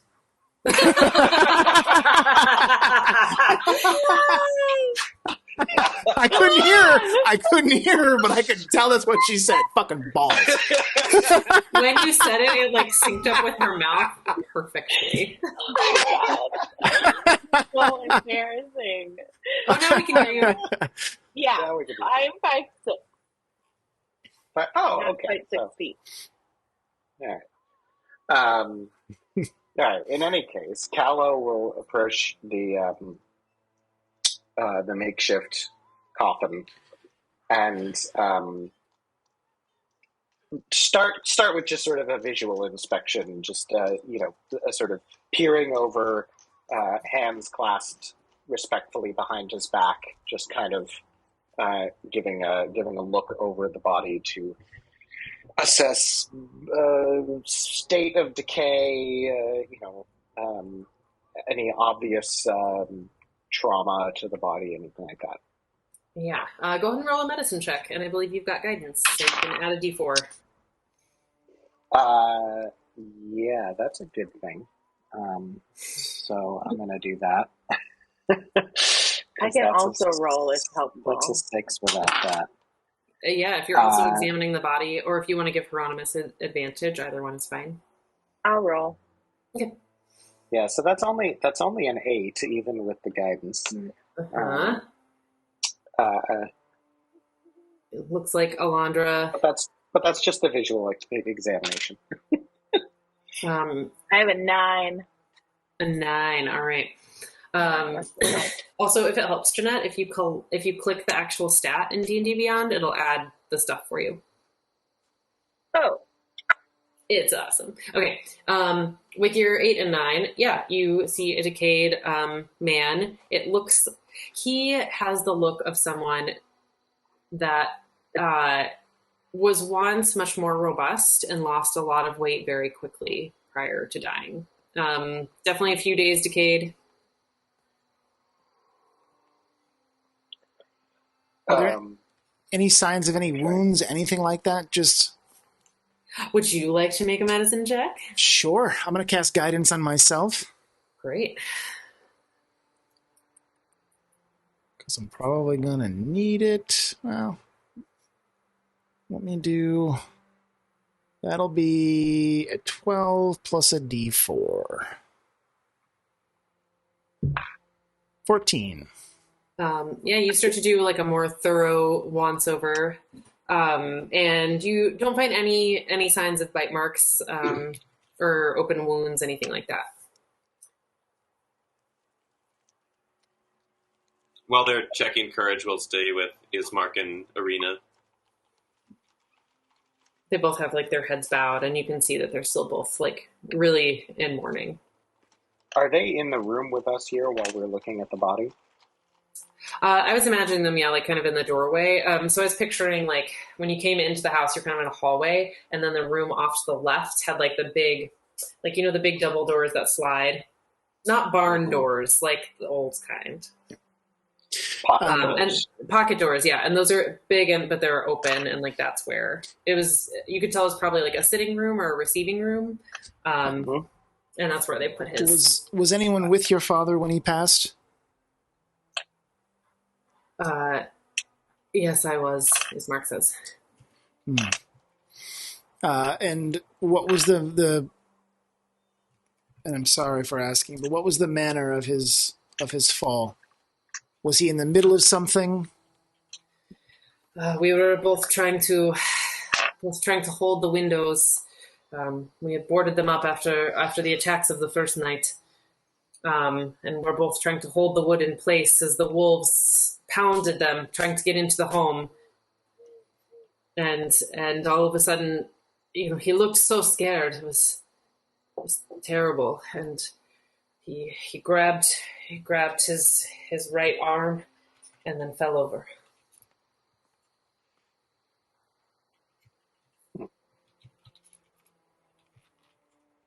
And he was dead immediately, or did he? I ran over to him and yes, I checked his pulse and it was gone. He had no last words, no final. No, just as he fell over. His heart had been getting weaker in these last years. Can we, or by looking at him or even asking, can we tell how what was your father's age? Well, yes, he's a man of of approximately like 60, 62 years. He looks like he was once a very robust and broad-shouldered man, but it's clear that he was beginning to diminish. Was this something recent, or had he been, losing a bit of his younger self over the last several years? I mean, in general, his age was advancing, as you said, but the diminishment happened very rapidly when the wolves started to attack the house. They would attack all night. These were not brief attacks. We would stay up all night trying to fortify the house and protect the arena. And forgive me for asking again. The wolf attacks began. When did the wolf attacks begin? And how? And they stopped after your father's death, correct? Correct. They started about a week ago. And so this physical decline that we can a few weeks. Sorry, a few weeks ago. That's my bad. Still, this physical decline that we can unfortunately see in your father is only in the last few weeks. Yes. And when was the first bite on Arena? The first bite on Arena was 2 days ago. Or almost 3 now. It's interesting with the letters. Well, as we've already established, the letter that interesting Vistani man handed us in the inn in Daggerford was a forgery. Indeed. It was not from my father. So I'm starting to get a little worried about night falling. We need to go talk to the priest. Exact time until nightfall, please. Exact time until nightfall. Did you guys do? I don't know how much chatting you all did at the table before you went in to go examine the body. I mean, call it real time. Call it 10 minutes. I think. That's fair.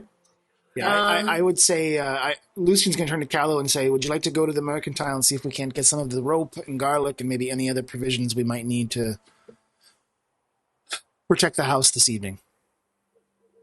Indeed, I think that would be wise. Is there anything anyone else in the group might need if we split? If 3 of us go to the mercantile and 2 of us go to the church?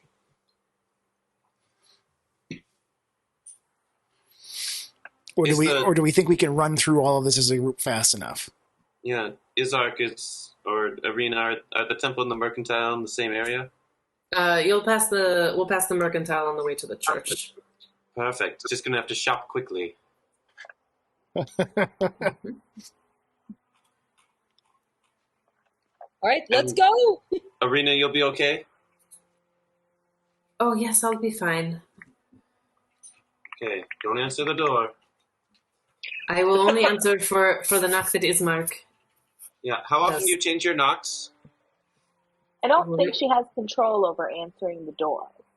Clearly, there's some sort of hold over this. So perhaps we have someone stay behind. Well, here, I can ask. We can make this quick. And Shantae will pull out her prayer wheel. And just maybe act a little. Well, no. Stay in the middle, and we'll cast augury. Asking whether Arena will be safe if all of us leave her here. Yeah, tell us a little bit more about what this looks like. So the prayer wheel looks like a bit like a modified mace as well, in like a handle and some components up top that spin. It looks like it's fancier than your typical prayer wheel, say worth about 25 GP as necessary as a spell component. And Courage will focus on it and ask her question in her mind, and in the same way one might like roll dice or something, the way that the prayer wheel ends up, as he feels like some sign from Shantae of whether this is a good or bad idea, or both. Mm-hmm. Yeah, as you complete the incantation, you get a waft, which is especially noticeable because you're in this room with death, of what smells like fresh grass, dew on leaves. It's fresh flowers. It's a very positive sign. Is how you would probably interpret that. All right, we go. I think Shantae says you'll be safe. And, she's shacking up with Lathander, so it's probably fine. I will say only Courage smelled this as part of the sign, but yeah. Oh, okay. I got it. We all got to smell it. Direct line from Shantae. All right. And as so I guess we're going to start walking. All right. So you're going to stop as you walk down the street, the same one that you came. You're all going, right? Yep. I guess so. Yeah. Okay.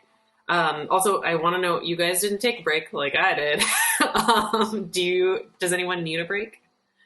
I guess the question is how much longer we're going to go, do we think? I'd say kind of up to you guys. I can keep going. I'm prepared for a while longer, so. Good. Another hour and change I could do, I think. Sure. I need a quick breath and break in that case. All right. Jaime and Jeanette, how are you guys doing? Fucking balls. Fucking ball. I'm ruined. So good. I would say, can we go till 8:30? Sounds good to me. Okay. Maybe 10-minute break? Yeah, let's do it. 10-minute break. Okay. Cool. Okay. All right. Alrighty. So you guys head outside. Walking back down the street, you can still hear the wailing coming from the house.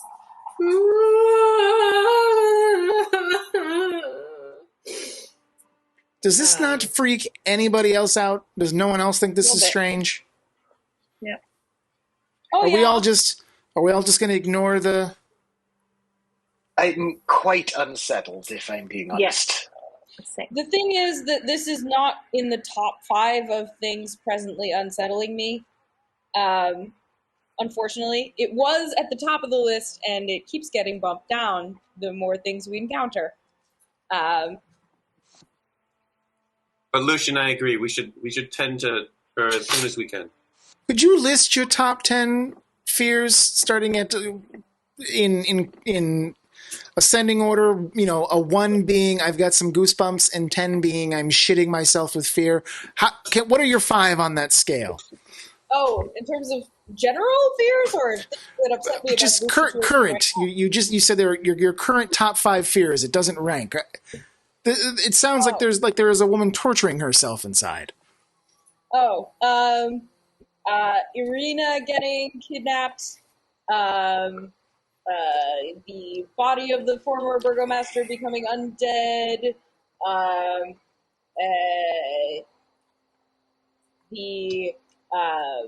Us being trapped in Barovia forever. The wolves trapped in Barovia forever is number 2. Number 1 is I'll never see my friend again.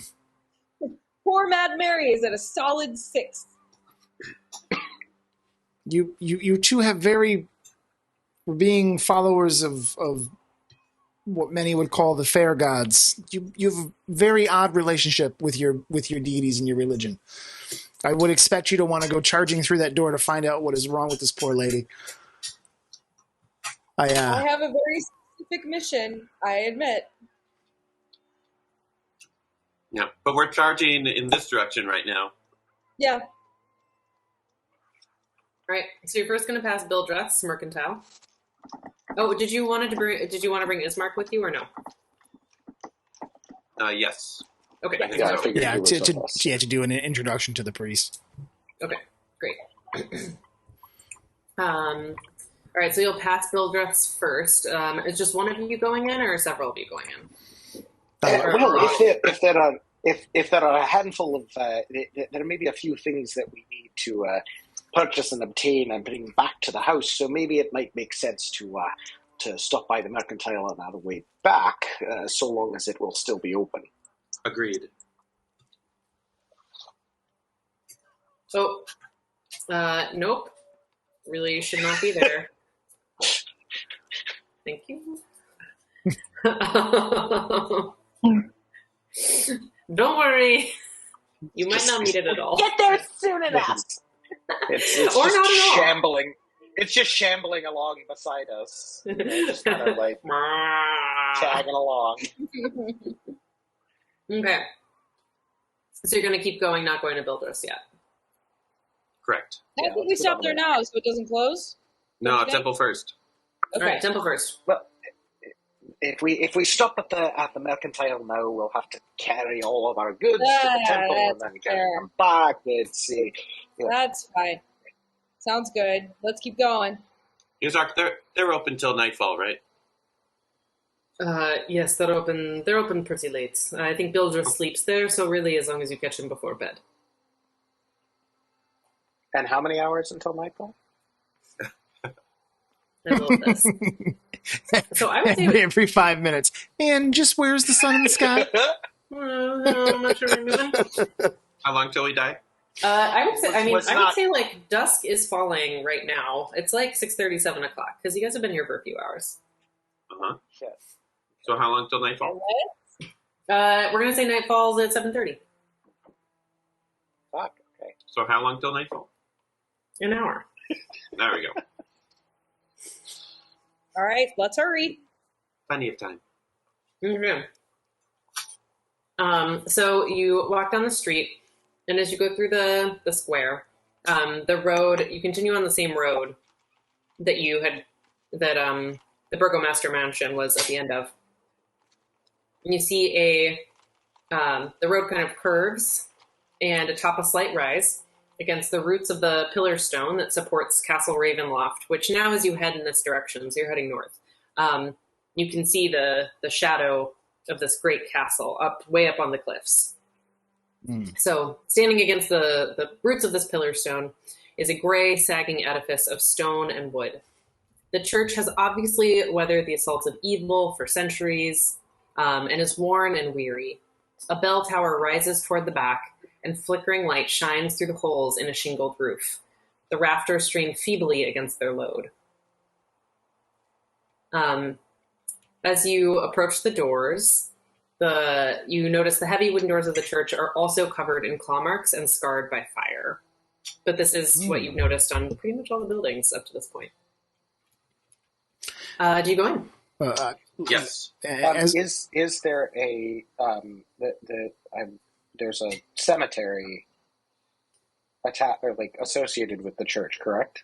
There is. You cannot see it from where you're at, but I think based on the positioning of the church, you could assume that the cemetery is behind it. Behind, okay. We'll want to get a look at that cemetery at some point. And Jamie, were you going to ask? I was going to ask Ismark why the claw marks. I understand, having been told that there are wolves attacking, but why are we seeing the wood burned on the outside? Well, sometimes people try to scare away the creatures with fire. They do not like it very much.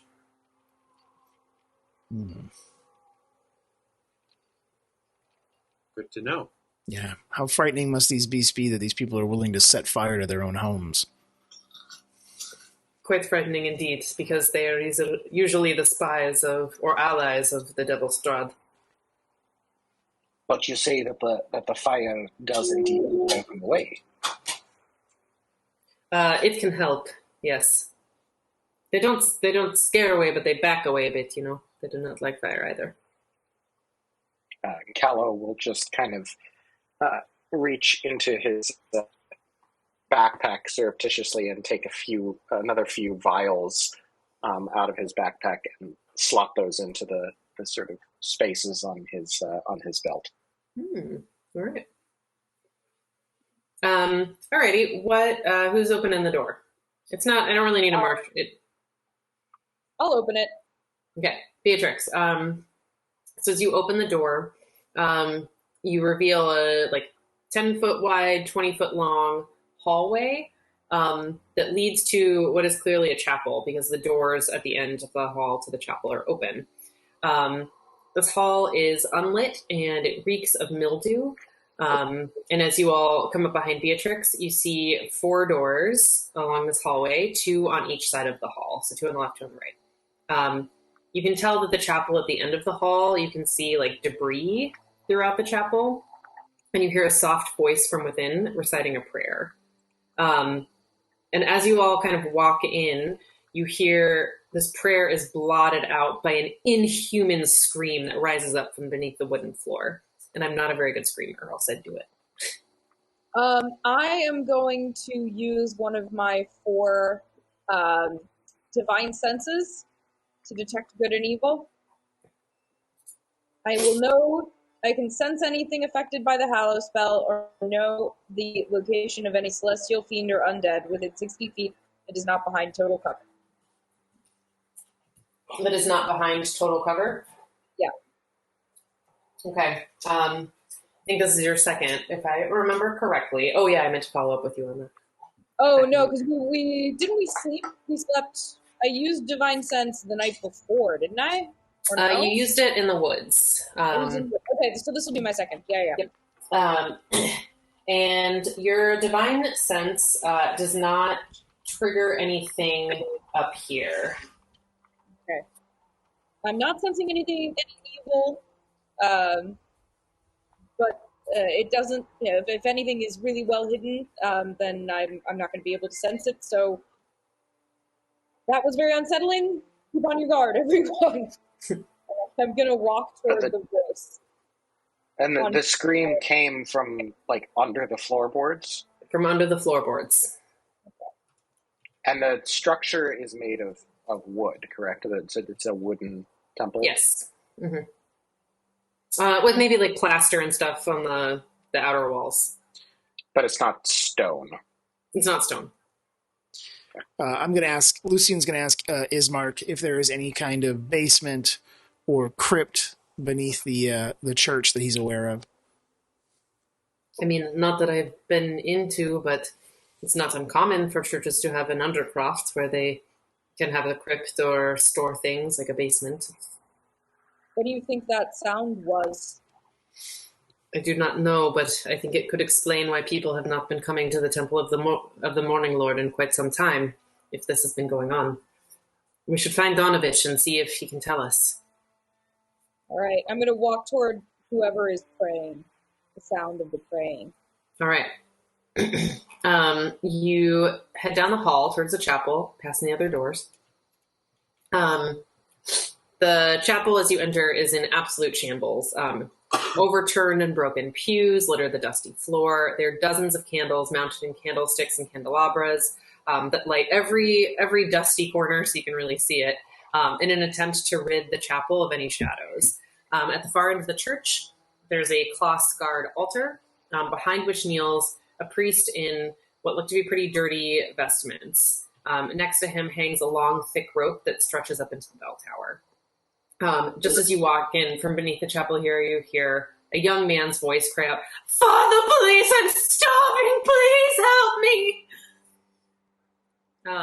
As you get closer to the priest, you hear him mumbling, and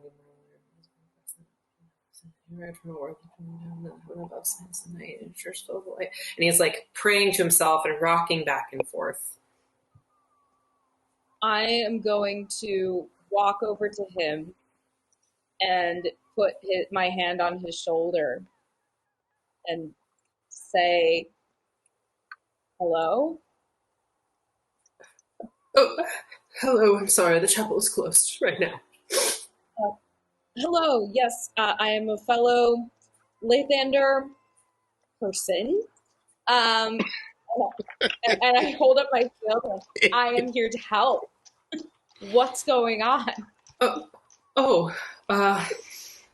This is So good. wonderful news. Are you all? And he like looks up and looks more aware. And he's like, "Are you all here to help?" Oh, Yes. Morning Lord, you've answered my prayers. Oh,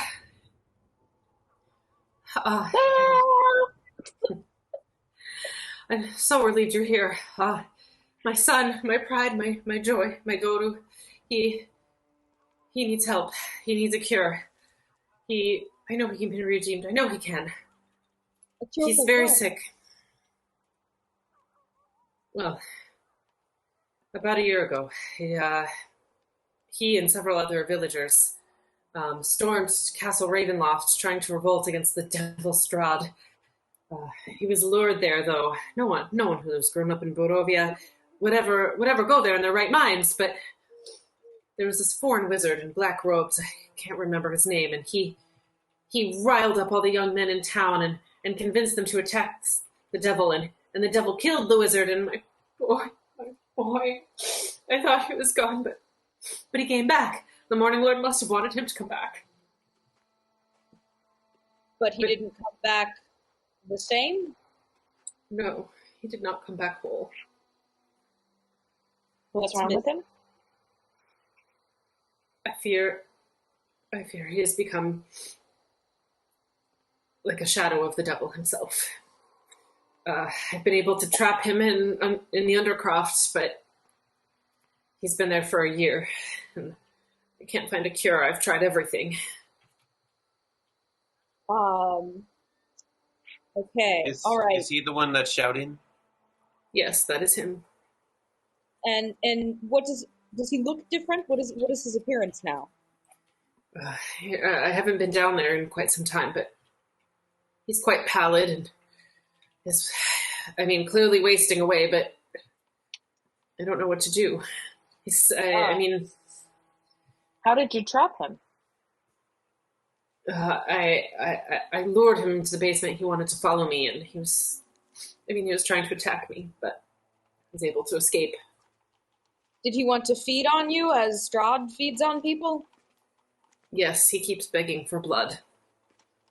And is the church being consecrated ground helping you in any way here? Not in this case. It's more the cemetery, but no, it's not. It's not really helping. Okay. Why don't we? I am going to pray privately to the Morning Lord over there. And I'm going to walk a little bit aside, and I'm going to kneel down, and I'm going to close my eyes. I'm going to say in my head, Lathander, why did you bring us here? Can we help this poor man's son? And is Judith in that castle?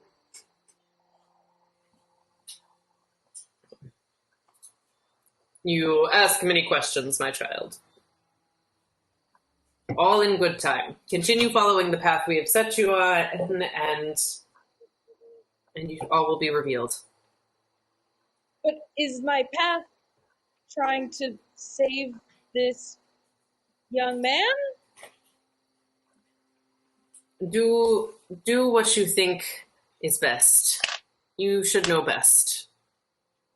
Okay. You should know better. You should know better. Okay. This is new. You're not usually so indecisive. All right. I'll go try to do what I can. Are you? While she's off praying, Courage will ask, "You're Donovich?" Yes, I'm Donovich. What have you tried with your son? Have you prayer, magic, restoration? What? All of it? I'm not really strong enough for restoration, but I've tried channeling the magic of the Morning Lord, and it has not worked.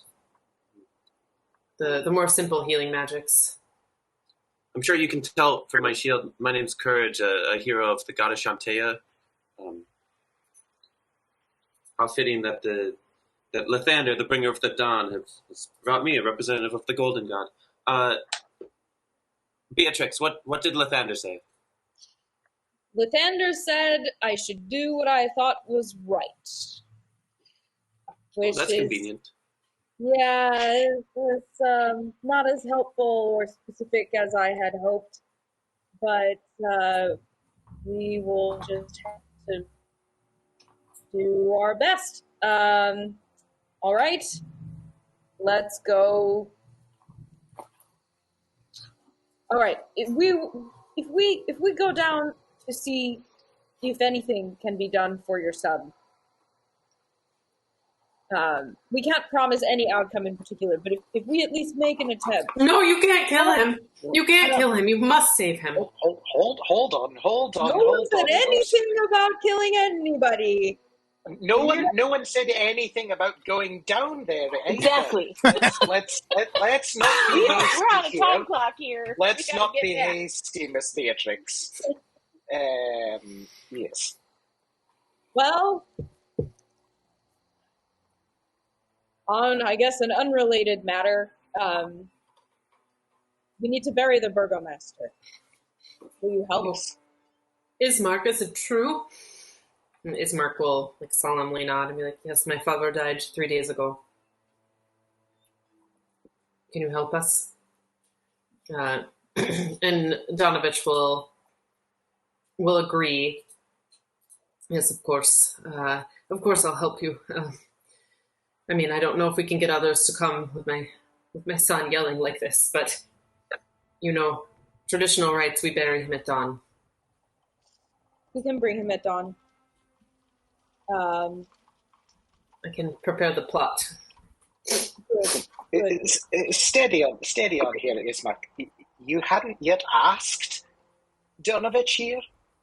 You hadn't yet even brought up the matter of holding the ceremony? Ismark looks pretty ashamed. He's like, well, Irina and I have been quite nervous about talking to anyone, and we'd heard Donovich was not well. When I approached and I heard the screams, I did not feel confident to take things on myself. So when I saw you, I thought you might be able to help me. Yeah, I'm glad we could provide that emotional support for you. Or physical support. I did not know what I would find inside. Indeed. Callow, and Ismark had stayed in the back of the group while you guys were coming in. Right. Callow, are there windows in this temple? Yeah. Yeah. Okay. Callow is going to look out at the sky, and knowing full well that there are probably around 45 minutes until sunset. Feel free to correct me. But no, the sun is in the process of setting, but it's not full dark or anything. Right. But yeah. Callow will say, well, we do have many preparations to take care of before the sun sets, and as our business here seems to be concluded until morning, it may be advisable for us to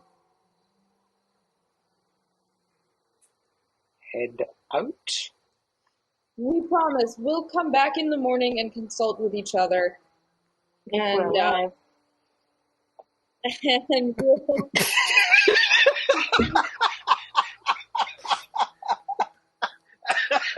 Fine. We'll be fine. I didn't come all this way to die now.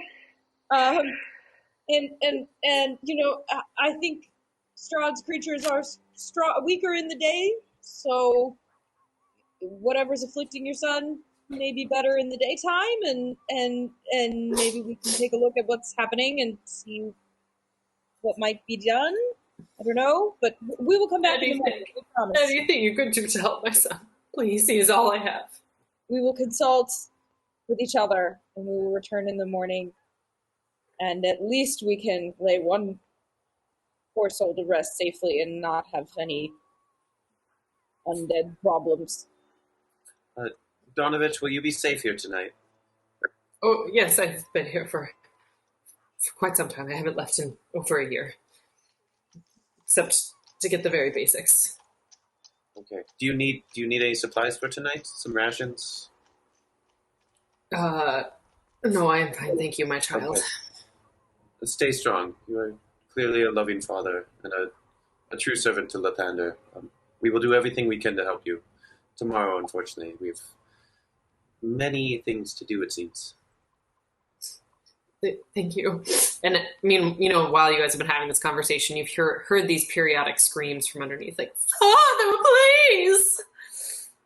Sometimes it's just wailing. Stuff. Maybe earplugs.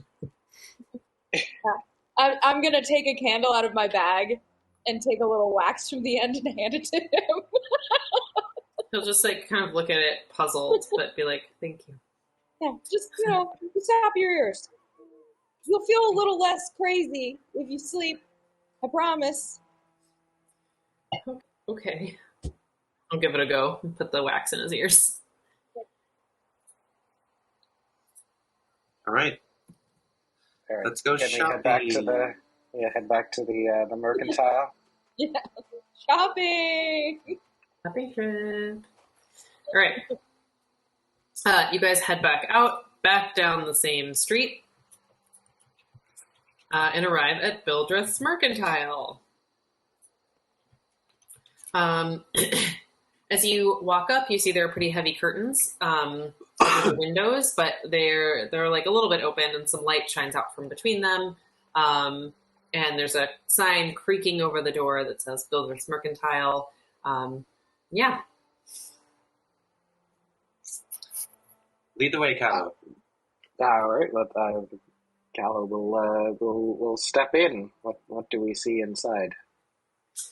Inside, you see a bunch of shelves, and they are crammed with wares, everything from mundane to arcane, with a dusty, what's the word I want here? Like bar, nope, counter, that's the word, with like a dusty counter in the middle. And when you come in, a little bell rings, and you see this guy come in from the back. He's like, looks like he was once 6 feet, but has shrunk over the years, maybe a little bit closer to 5'10" now. Got a bit of a pot belly, gray hair on the sides of his head, has a sneer on his face. Lucian turns to Ismark and just leans in and whispers, please facilitate an introduction with Bildreth. We need to make our purchases quickly and get back to your home if we are to ready ourselves before nightfall. We are willing to pay fair amounts, but we don't want to be bilked because we're strangers. Anything you can do to help us, please step forward. I can try. But he looks very trepidatious. So he walks to the front and be like, Bildreth, it's good to see you. These are my friends, and I was hoping you could help us find some supplies very quickly for a good deal. Bildreth kind of like chewing on something. You can't tell what it is. He's like, yeah, Ismark. I mean, just because they're friends of yours, why should I give them a discount? I don't understand. If they want it badly enough, they'll pay for it. What are y'all looking for? Excellent. So Callow will step up and say first of all, well, we're not looking for a discount. We understand that you're trying to run an honest business here, and we're more than willing to pay a fair price. Well, we are hoping to we're hoping to have a bit of a celebration and have a number of some specific culinary needs, some dishes that we're hoping to prepare. Yeah, rations are over that way. Yes, looking more specifically for some some fresher vegetables. We ain't got no fresh vegetables. Well, maybe some tubers and alliums of the sort. Perhaps a few potatoes, some onions, garlic. If you have quite a bit of garlic. Check the barrels. Very well. Okay. I'll, gesture over to one side of the store. Callow will, I presume, go over to the barrels and give Lucian what is hopefully a knowing nod to look into the barrels, because I'm looking for. I assume Callow cannot look into the barrels. I'm looking for garlic. I'm looking for rope.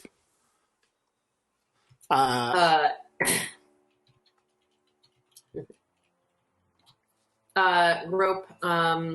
Yeah, you see some rope hanging up on the wall as well. There's both hempen and silken.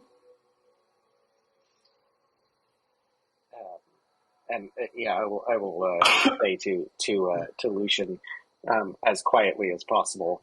Never mind the potatoes and the onions. Just not necessarily sure I want any old shopkeeper knowing what we may be up to. But as much garlic as we can find, and if possible, garlic flowers as well. Lucian, looking in the barrel, you find a bunch of moldy onions, some shallots. You find a couple of heads of garlic.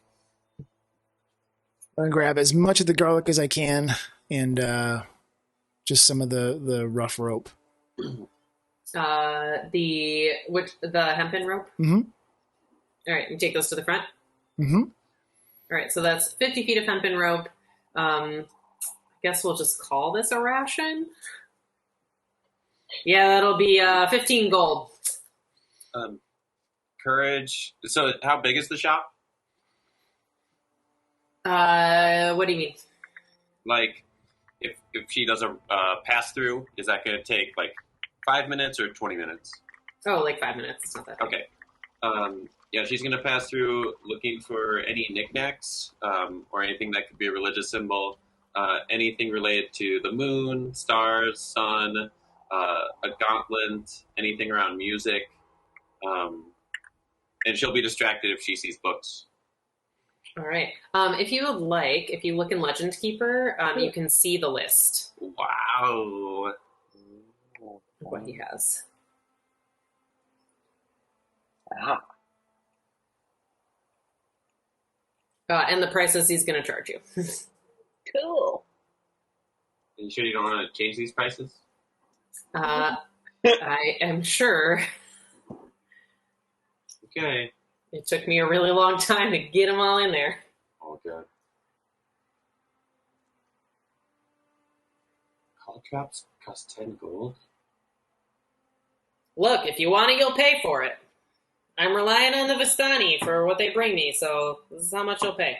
That's 5 silver for each caltrop. Are these made of silver? Yeah, sure. Why not? Oh, goodness. Buy them. We'll take the caltrops then. We'll take the caltrops. I'm not taking them. Yeah, I would say you would know by looking at them that they are not, in fact, made of silver. Oh, never mind. No. Oh, I see. I think how many? Probably nickel. About how many candles are in stock? We'll say 20 candles. That feels reasonable. All right, I'll buy all the candles. All right. Just can't have too many. Are they prayer candles by any chance in glass sleeves with different iconography? Nope, they're just regular old candles. I can paint the iconography on later. Okay. You absolutely can. There's an emblem. I don't know what that is, but I can look on D&D Beyond. If let's see, it's a holy symbol of some kind. They would be just of the Morning Lord and Mother Night would be the only ones he'd have.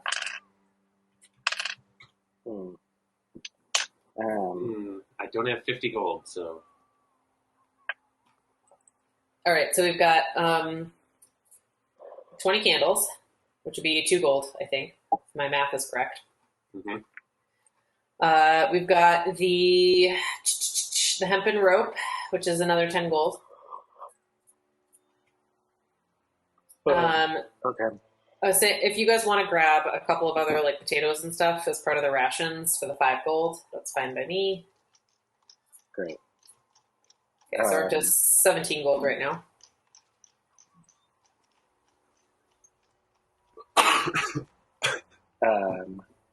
I'm afraid not quite as deep in the pocket as this may require.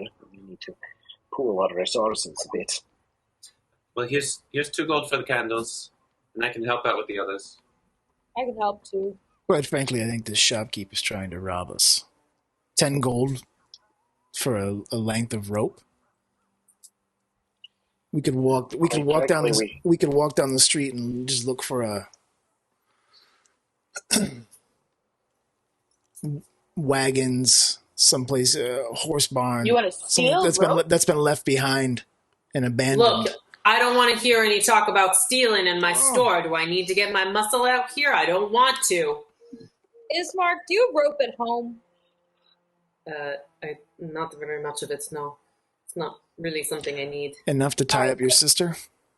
Son's gonna send. Lucian! Oh. I don't know what you're implying.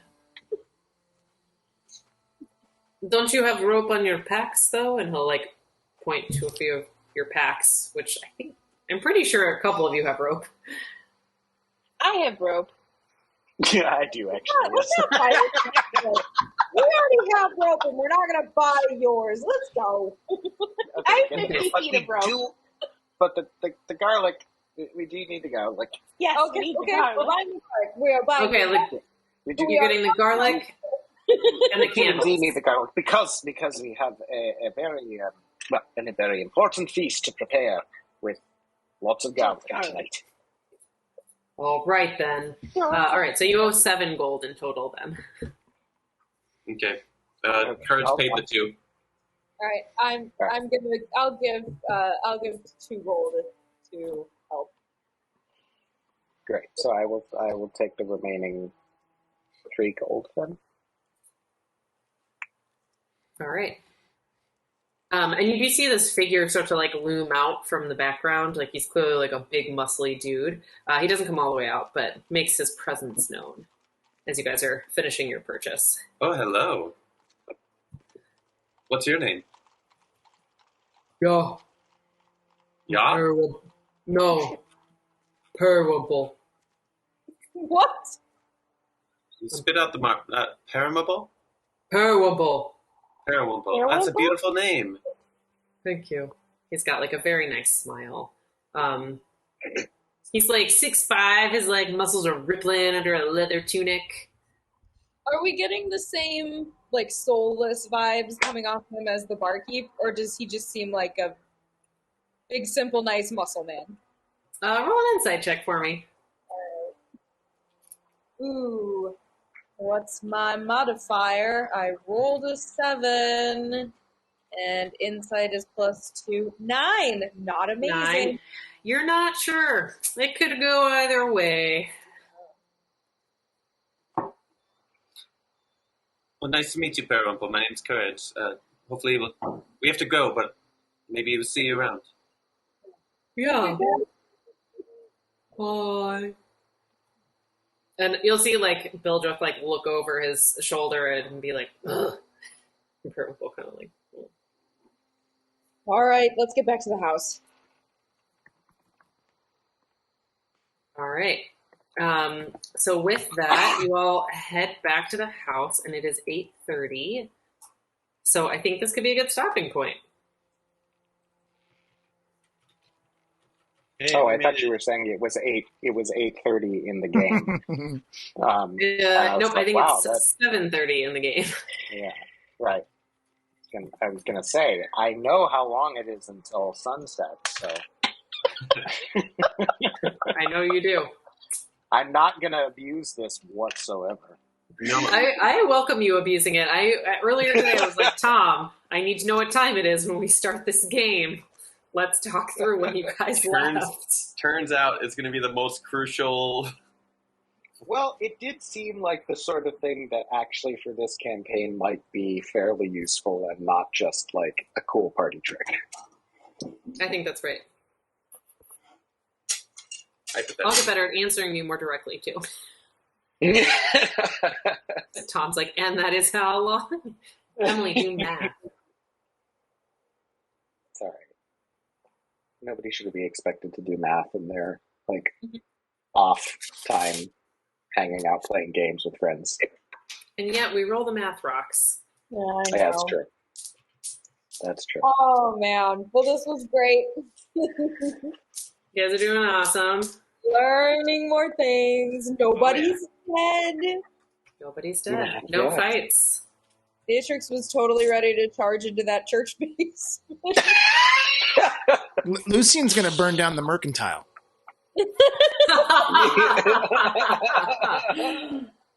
Courage is going to save Periwinkle. Oh, we love Periwinkle. If there's anything that I've learned, it is that the surefire way to ensure that there is some interesting and unexpected development many sessions down the road, it's antagonize a shopkeeper. Always brilliant plan. I was thinking ahead. I gave those tavern ladies socks, and then I gotta go mouth off in front of the shopkeeper. Yeah, you guys really went for. I was like not prepared for such a long conversation with the tavern ladies. But I think you had 2 natural 20s on persuasion. Yeah, it's really wild. They were charmed by you two. What a duo!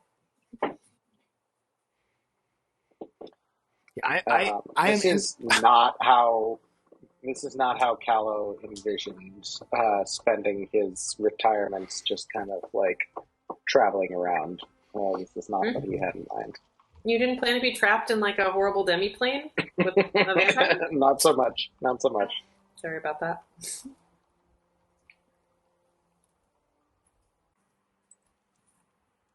Alrighty. Amazing. Well, I guess I'll see you guys in 2 weeks. Yay! Thank you, Emily. This was awesome. Oh, good. I'm glad. Voices and so many people and so much description. And we made you do so much DMing as an NPC. Oh, it was great. This is meant to be an RP heavy campaign, so yeah, that's good. I like it. Jaime making one Thanks for NPC taking the talk note. to another. Yeah. That's the hardest part. You have to like remember, and you're like, whose voice am I using right now? Right, yeah. All right. Good night, everyone. Right. Good night, everybody. Bye, guys. Nice to see you. All right, thank you.